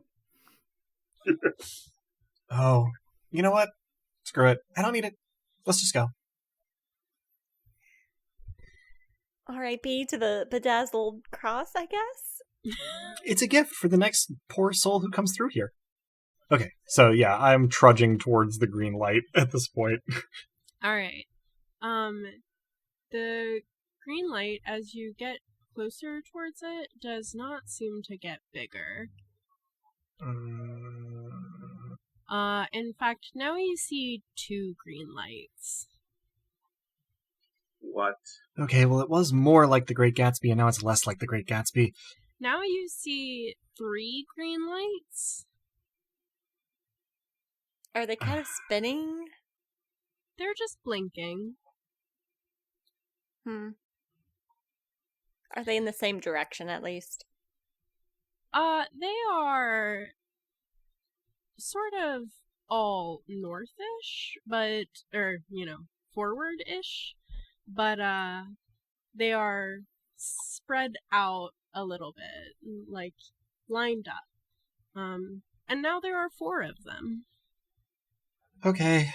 Ideas? Thoughts? Is there a different book you hate that has 4 green lights?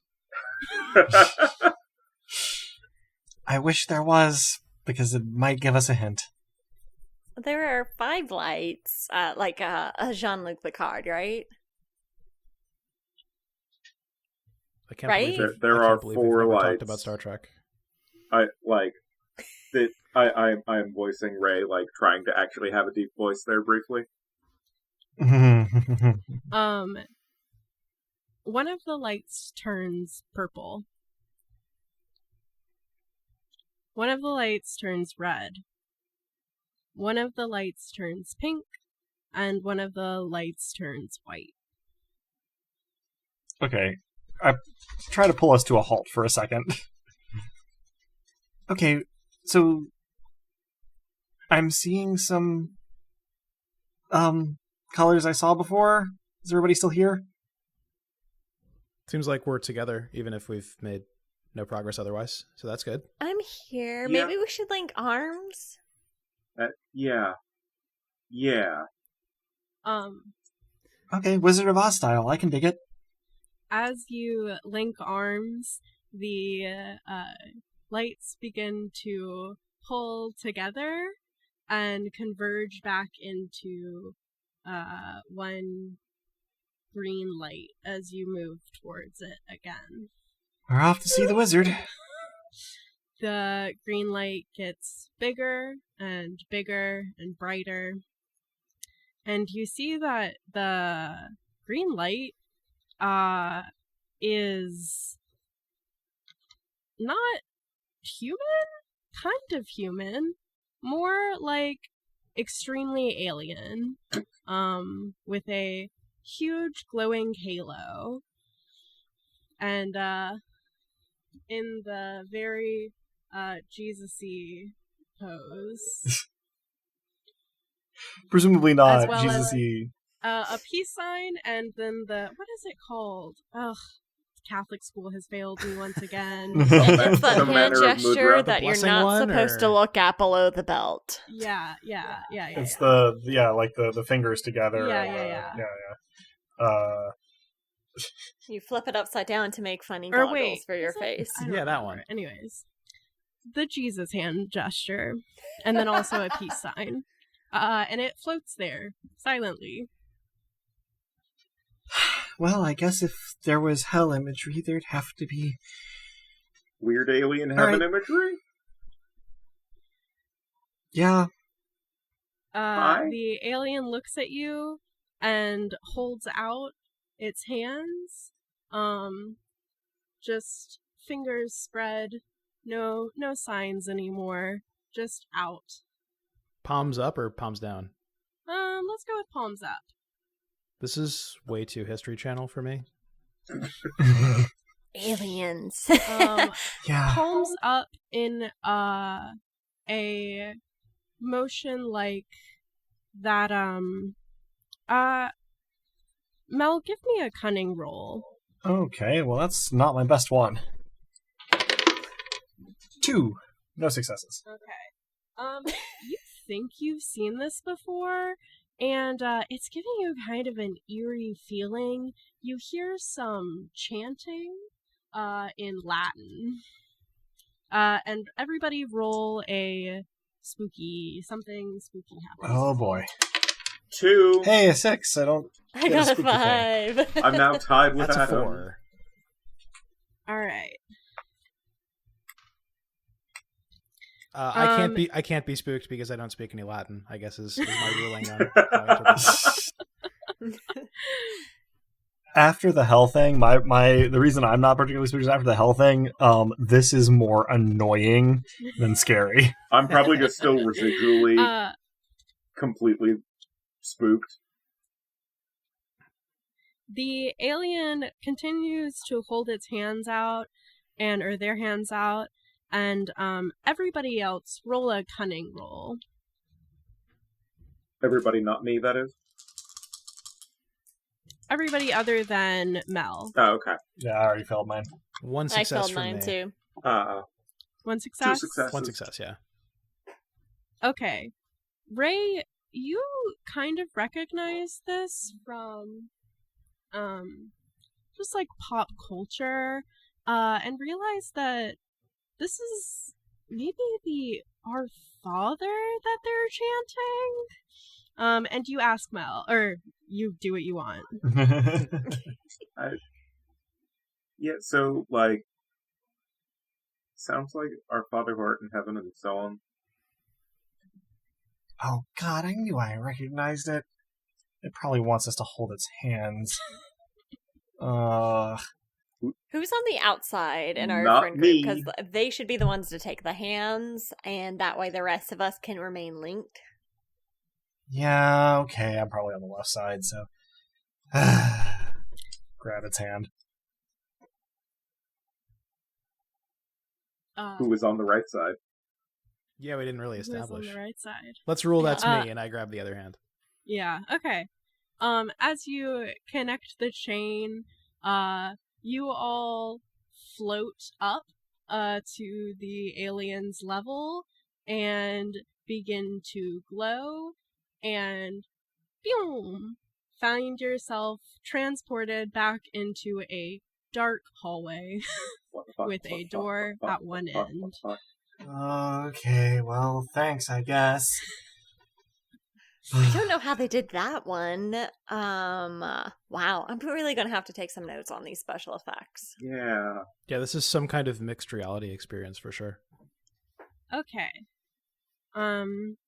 So I'm going to precede you all through the hallway to the door at the end. We are it has absolute a- pros at walking through dark hallways at this point, so yeah. And you emerge into what looks like a high school gym. There's streamers hanging from the rafters and a large fabric sign that reads Zombie Hop. There's tables around and plenty of people in costumes as well as plenty of zombies. And a very full dance floor. On the stage, there's a band that starts up with an upbeat surf rock tune bemoaning, "Nobody likes you when you're dead."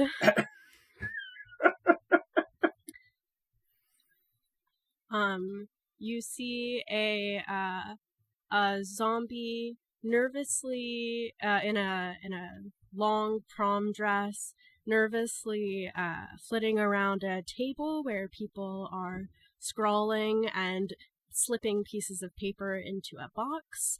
You see a group of gnomes hanging around the punch bowl looking pretty suspicious, and some vampiric fiends kind of hanging around the edges of the room. Did we just crash a monster mash? Kinda looks like it. I mean, it's better than a middle school dance, right? No, Yeah, I because was- they're dead and could kill you. The only thing that'll That kill you kinda at a sounds middle like- school dance is mortification. Yeah, that's pretty I effective. said what I said. Yeah. No, I was really worried for a second this was just school, but this is better.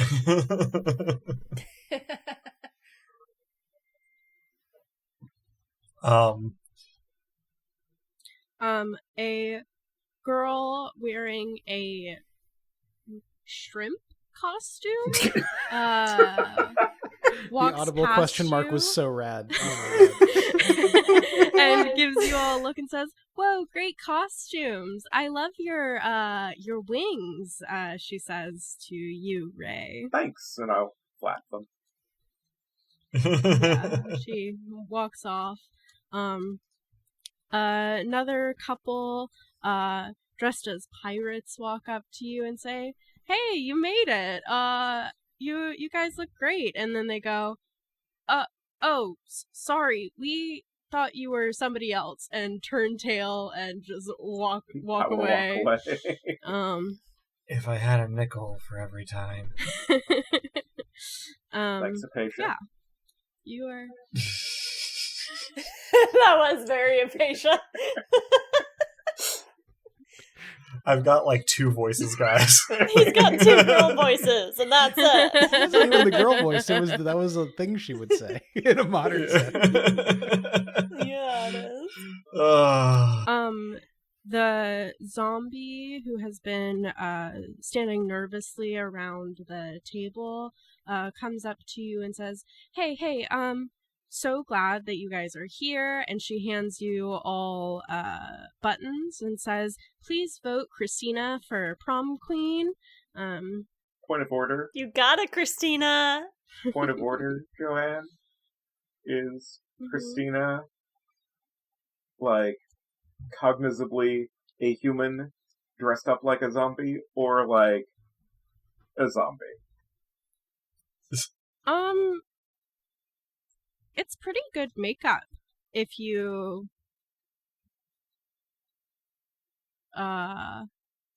you Feel free to make me roll could for be this. fooled by it. You can roll for it. I would like to keep it ambiguous. Okay, that's fair.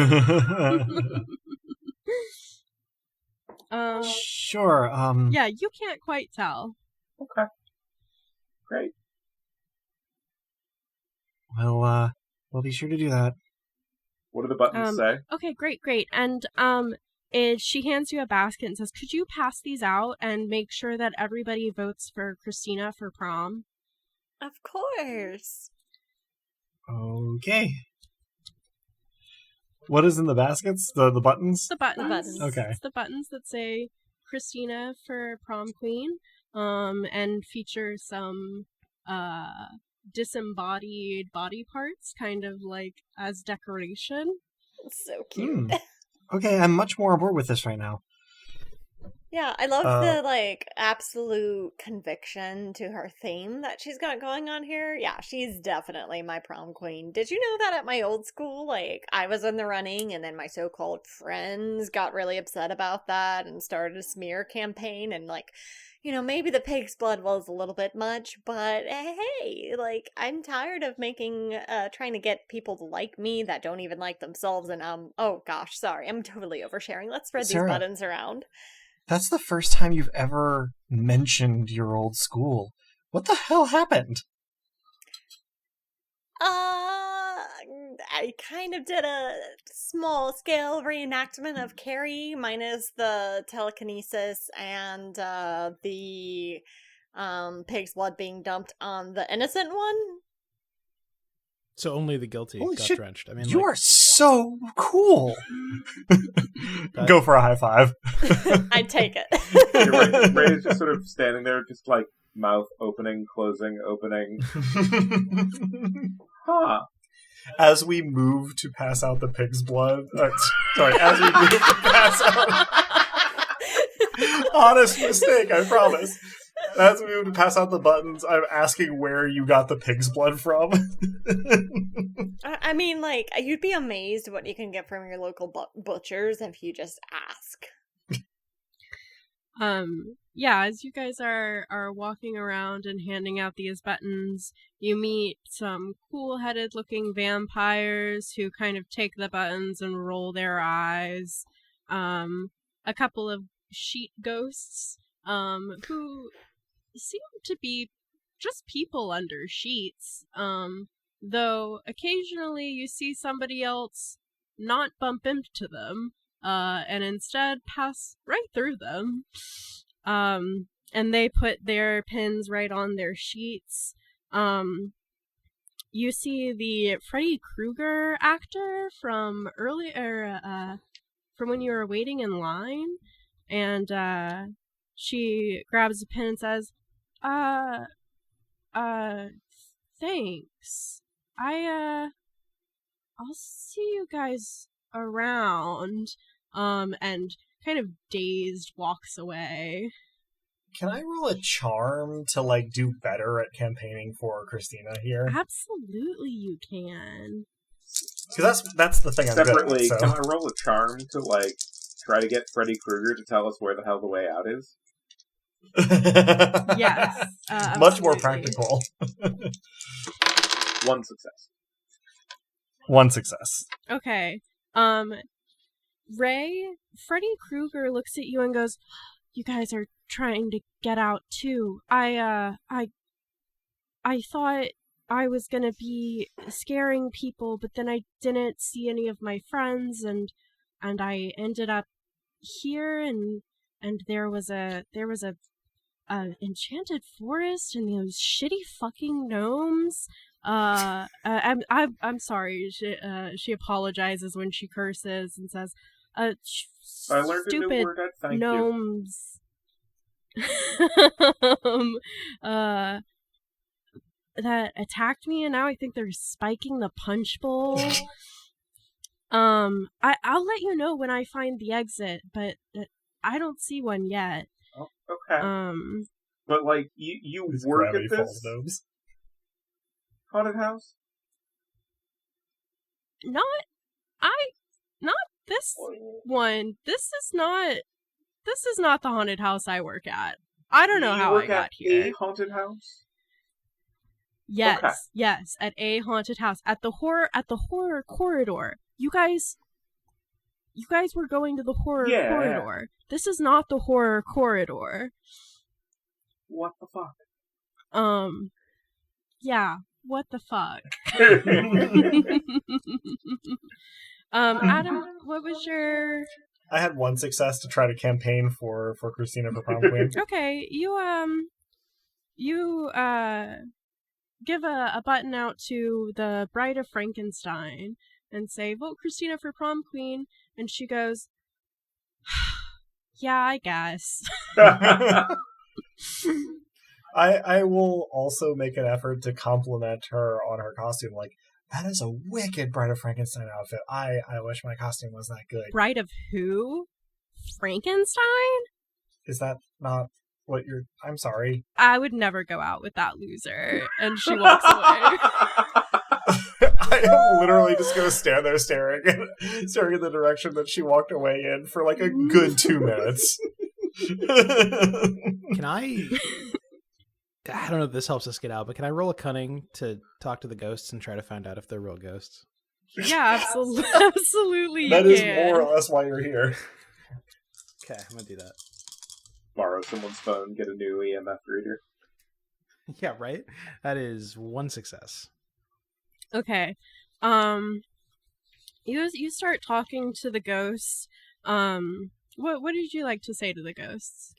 I say that I've been very interested in states that are neither here nor there, in between. However, people misuse the phrase liminal spaces on the internet a lot. They think it means hallways or like abandoned places, but no, it's like about like a place that is going to be, but is not what it was, but is not yet what it's going to become. And I think if we could confirm the existence of a ghost-like being, it would be a good basis for some sort of blockchain-based currency, because the value could both increase and decrease simultaneously. And as such, I'm very interested in whether ghosts could perhaps interact with investors such as myself.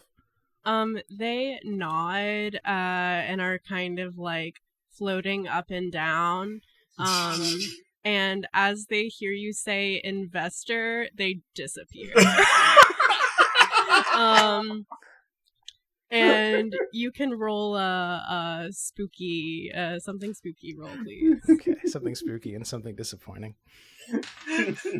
That's a 4, so I guess I remain unspooked. And you the reason remain is, unspooked. Just sad. The reason is, I really thought they were going to disappear sooner.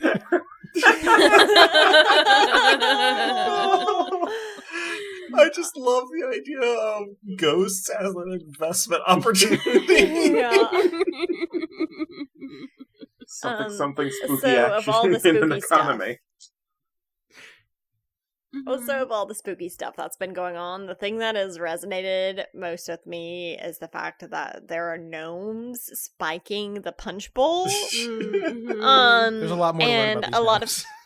Yeah, I'm big on consent, and I think that's pretty uncool that they're putting a potentially dangerous substance, be that alcohol or something else, in the punch bowl. So I'm gonna approach them and kind of say, like, they're looking suspicious, so I'm gonna take like the hey, what are you guys doing over here? You're not spiking the punch bowl, are you?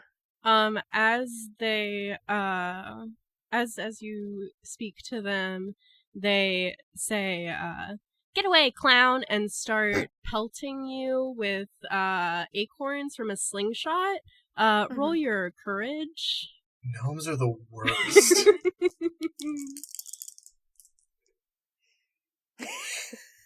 Got 2 4s. Okay.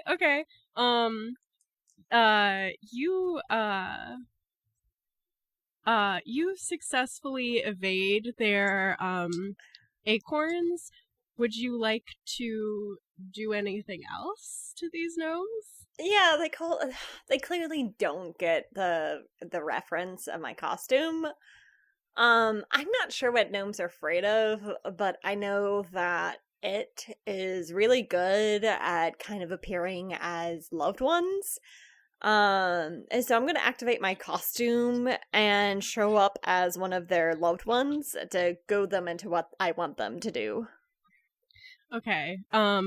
You appear to these gnomes as a beautiful mushroom fairy. And when they see you, they go, "Oh, we are so sorry, mistress. We will never do it again." And they run as far away from you as they can get. I give my best approximation of a Pennywise laugh. And I proceed to empty out try to figure out how to empty out the punch bowl, and warn those coming up to it that a bunch of gnomes spiked it, and I'm not sure with what substance, so I don't think that it's safe for consumption. There is a bug-looking fairy that comes up to the punch bowl as you're trying to empty it out, and she goes, "Oh, wait, let me grab some first." I warn her that I saw some gnomes spiking it, and I managed to kind of scare them off, but I just want to replenish it and make sure that it's safe for everyone. She says, yeah. Gnomes have the best stuff, though. And she grabs a cup and scoops up some of the punch and says, "Do whatever you want with the rest of it." Do you think we could, if it's like, if you're sure that it's not harmful, we could probably label it and then maybe set up a different one? She says, "Oh no, it's incredibly harmful." And fucks off. I presume trying to throw away this punch with increased urgency. Yeah. No one else tries to stop you. If I have given out my last button, I have drifted towards the stage and then, like, really jamming and, like, trying to be this band's #1 fan. The undead Beach Boys.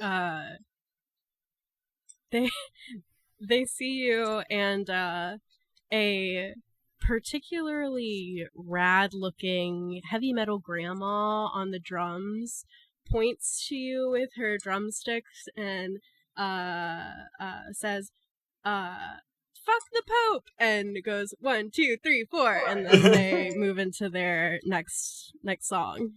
I just throw up words, "Fuck the Pope!" And I'm basically lost to the objective of getting out of here for the next couple of minutes. Same, because I'm currently asking the vampires about real estate.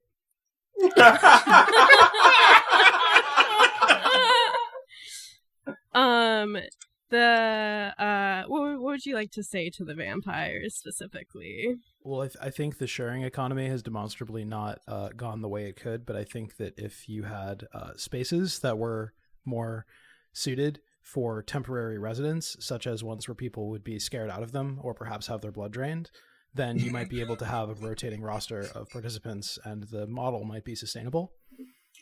They nod at you and say, "We think you should just inherit your properties. It's fairly easy. All you have to do is find a nice house, drain the blood, boom, property gained." Sort of an old school investment strategy. Yeah. Exactly. I nod as though this is very sage wisdom. All right. I'm just looking around for, like, exits. You still don't see anybody or any exits.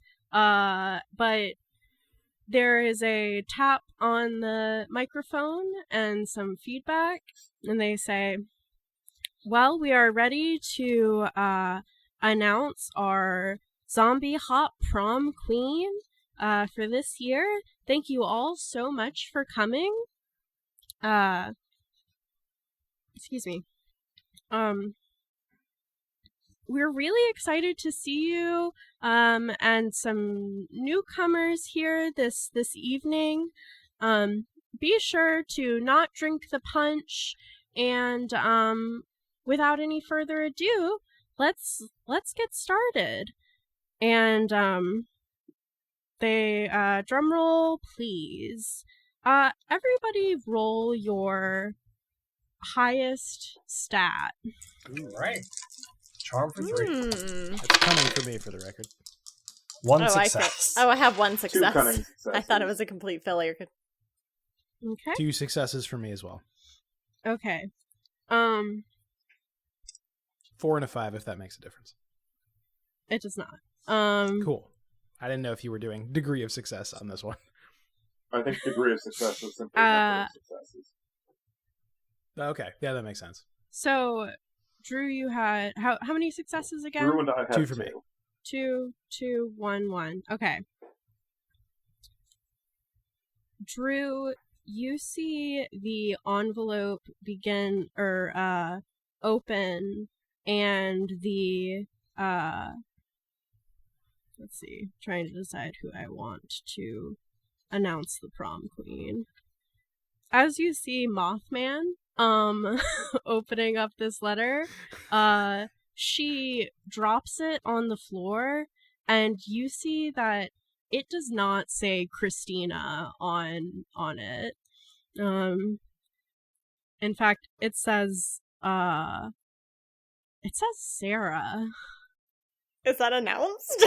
That is not announced yet. Okay, Mothman good, because I'm still trying to has hide the punch. Dropped the ballot. But as she goes to pick it back up. And she looks at it and says, is there a Sarah here?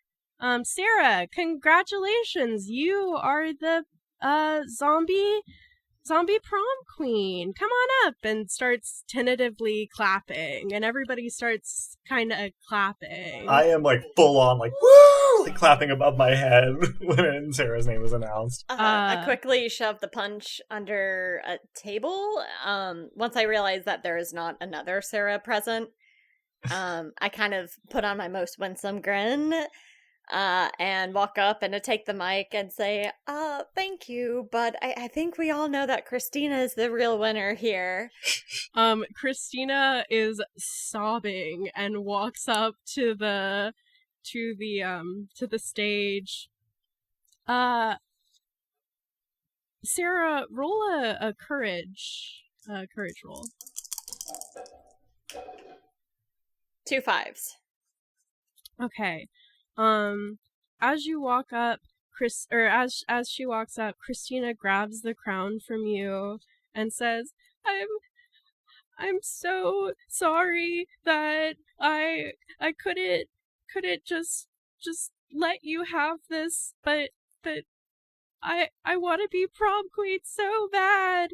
And she looks at the crown, she says, but I clearly do not deserve prom queen. And she looks up at you and says, you know what? We're all queens. And we're all queens, Christina!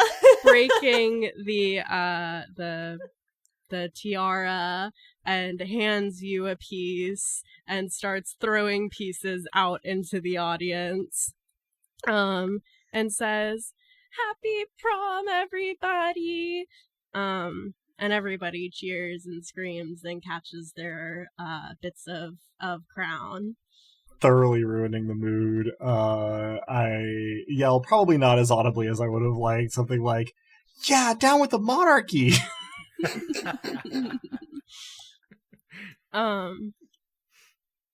yeah, she starts to walk off the stage. And Sarah, you are there, and Ray and Ron and Mel, you are just kind of in the crowd still. Music starts back up and everybody starts partying again.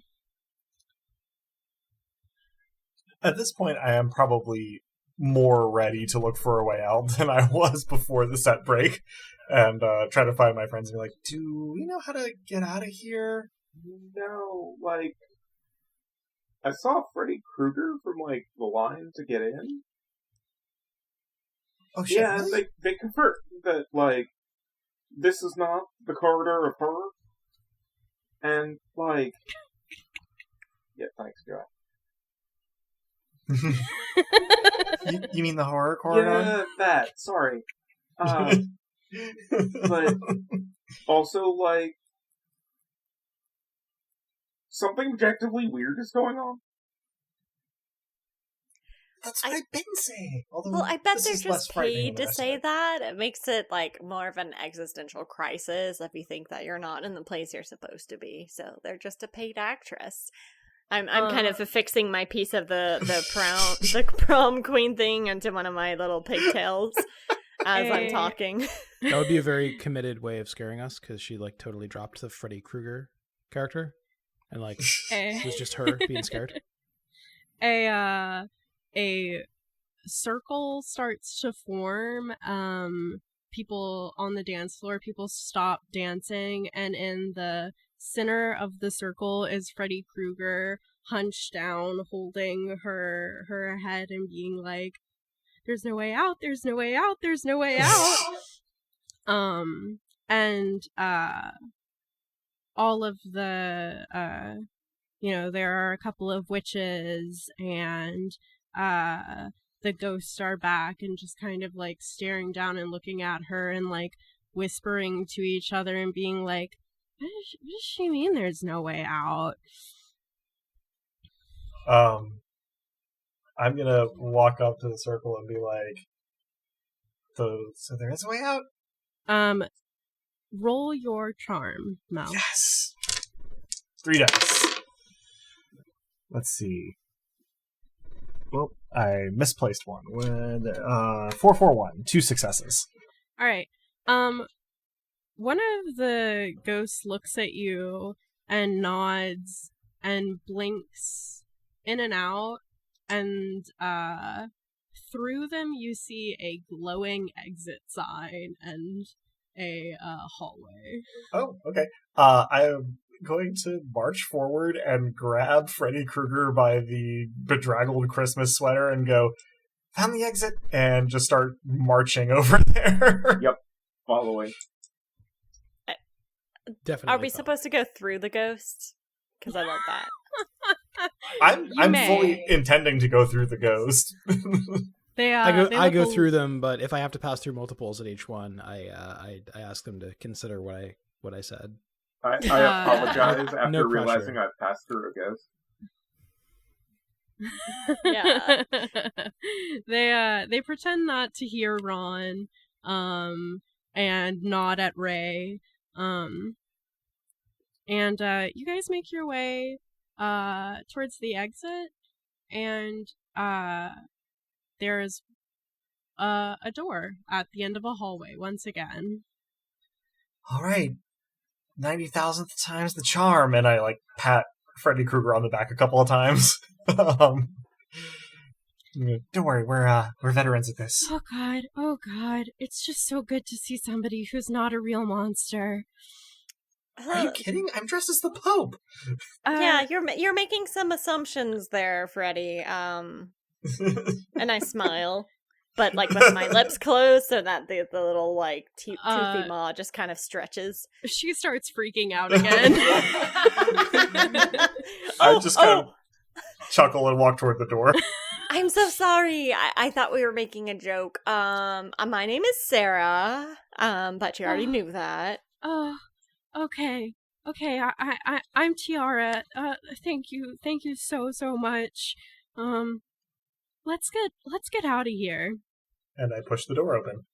All right, you push the door open and find yourself outside, there is a street light. There is noise of people kind of just talking and milling about. There's a corn maze. And you are coming out the end of a barn. I think absolutely the first words out of my mouth are, "Oh, thank God, the corn maze." Oh, you want to do that next? That was a really No, cool no, immersive horror no. experience. I do not want to do the corn maze. Tiara looks at you and goes, "That was not," and just bolts. goes to try and find anybody. I will Wow, experimentally Tiara was flap such a my good wings. actress.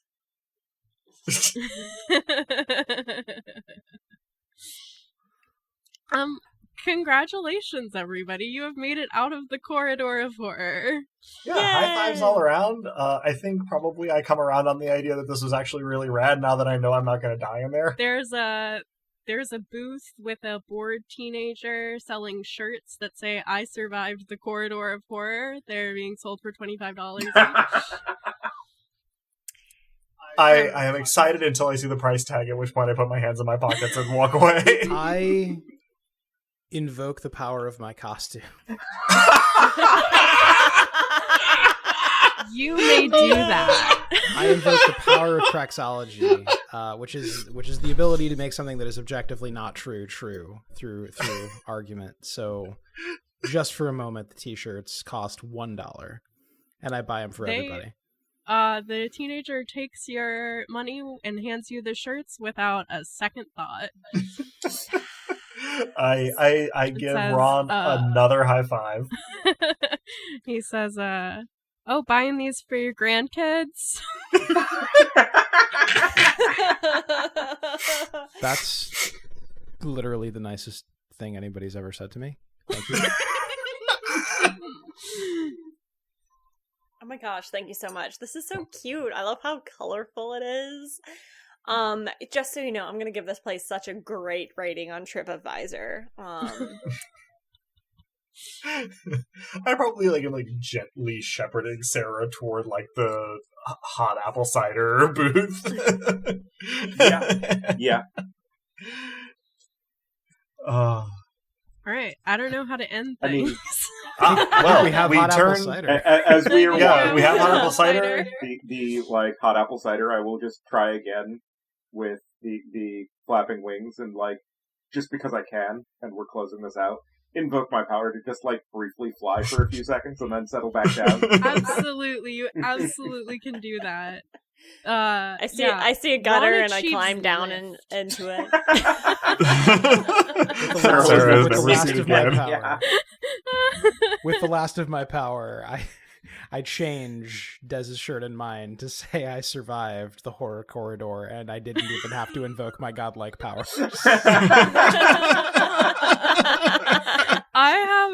It is so inconsistent in my little book if I say the horror corridor or the corridor of horror. I as like well. that in universe they also do it Yeah. Nobody a knows bunch what of it's different fucking called. Yeah. alternate. I like The that. horrible horror corridor of horrors. Horrible horror corridor. No. Thank you guys so much for playing. That was my first one shot. I have never GM'd, and I had fun. It was fantastic. Regardless, The players had a lot of fun too, for the record. Yes. I'm That glad. was a That's- delightful time. That's the goal. My audience is me, and also y'all. All right. And that concludes this session of Dice Punks. Thanks for joining us. I hope our players and listeners enjoyed it as much as I did, and that you'll all join us again next time. If you're hearing us now, then you probably know where to find this.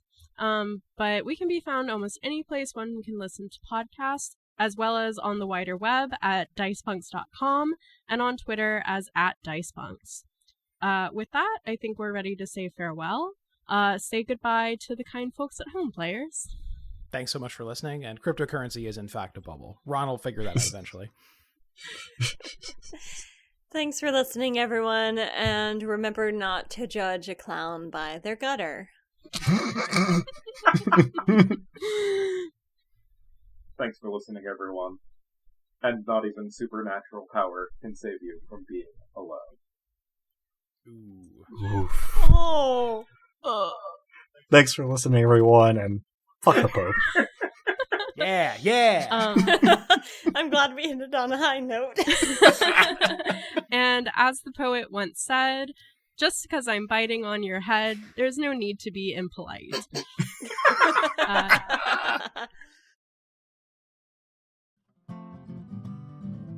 Thank you, dear listeners, for tuning in, and stick around through the admin stuff. There's an Adams ad with me waiting for you at the end of it. The songs in this episode were Lullaby for the Haunted, which was written and recorded by Sarah Bishop, better known as Robin, with special contributions from Ron Voss himself, Drew, and the acoustic version of Theme of the Dice Punks, which was written and recorded by Drew. Cover art is by Joanne, our empress of all that is spooky. Site design and graphics for dicepunks.com are also by Robin. Tricks, Treats, and Spooky Streets from Cat Scratcher Studio is by Matthias Santana. Find them on Twitter by searching @CatScratcherDev and @MathSun, respectively, and look up their games on itch.io at catscratcher.itch.io. Those links will be available in the Punk Grimoire section of our website, dicepunks.com, along with some of the play materials from this one-shot. Thanks so much for listening. If you like what you heard, well, that's reward enough on its own, really, but if you're so inclined, you can help us out by rating and reviewing us wherever you listen to us, telling your friends who you think would like us to give us a listen, and even by heading over to our Patreon at patreon.com/dicepunks. We have fun rewards available to backers, including a patron-only Discord and access to the Dice Peaks After Show for episodes 1 and following. Regardless, we hope you'll tune in again, and until then, remember, subtlety is for cowards.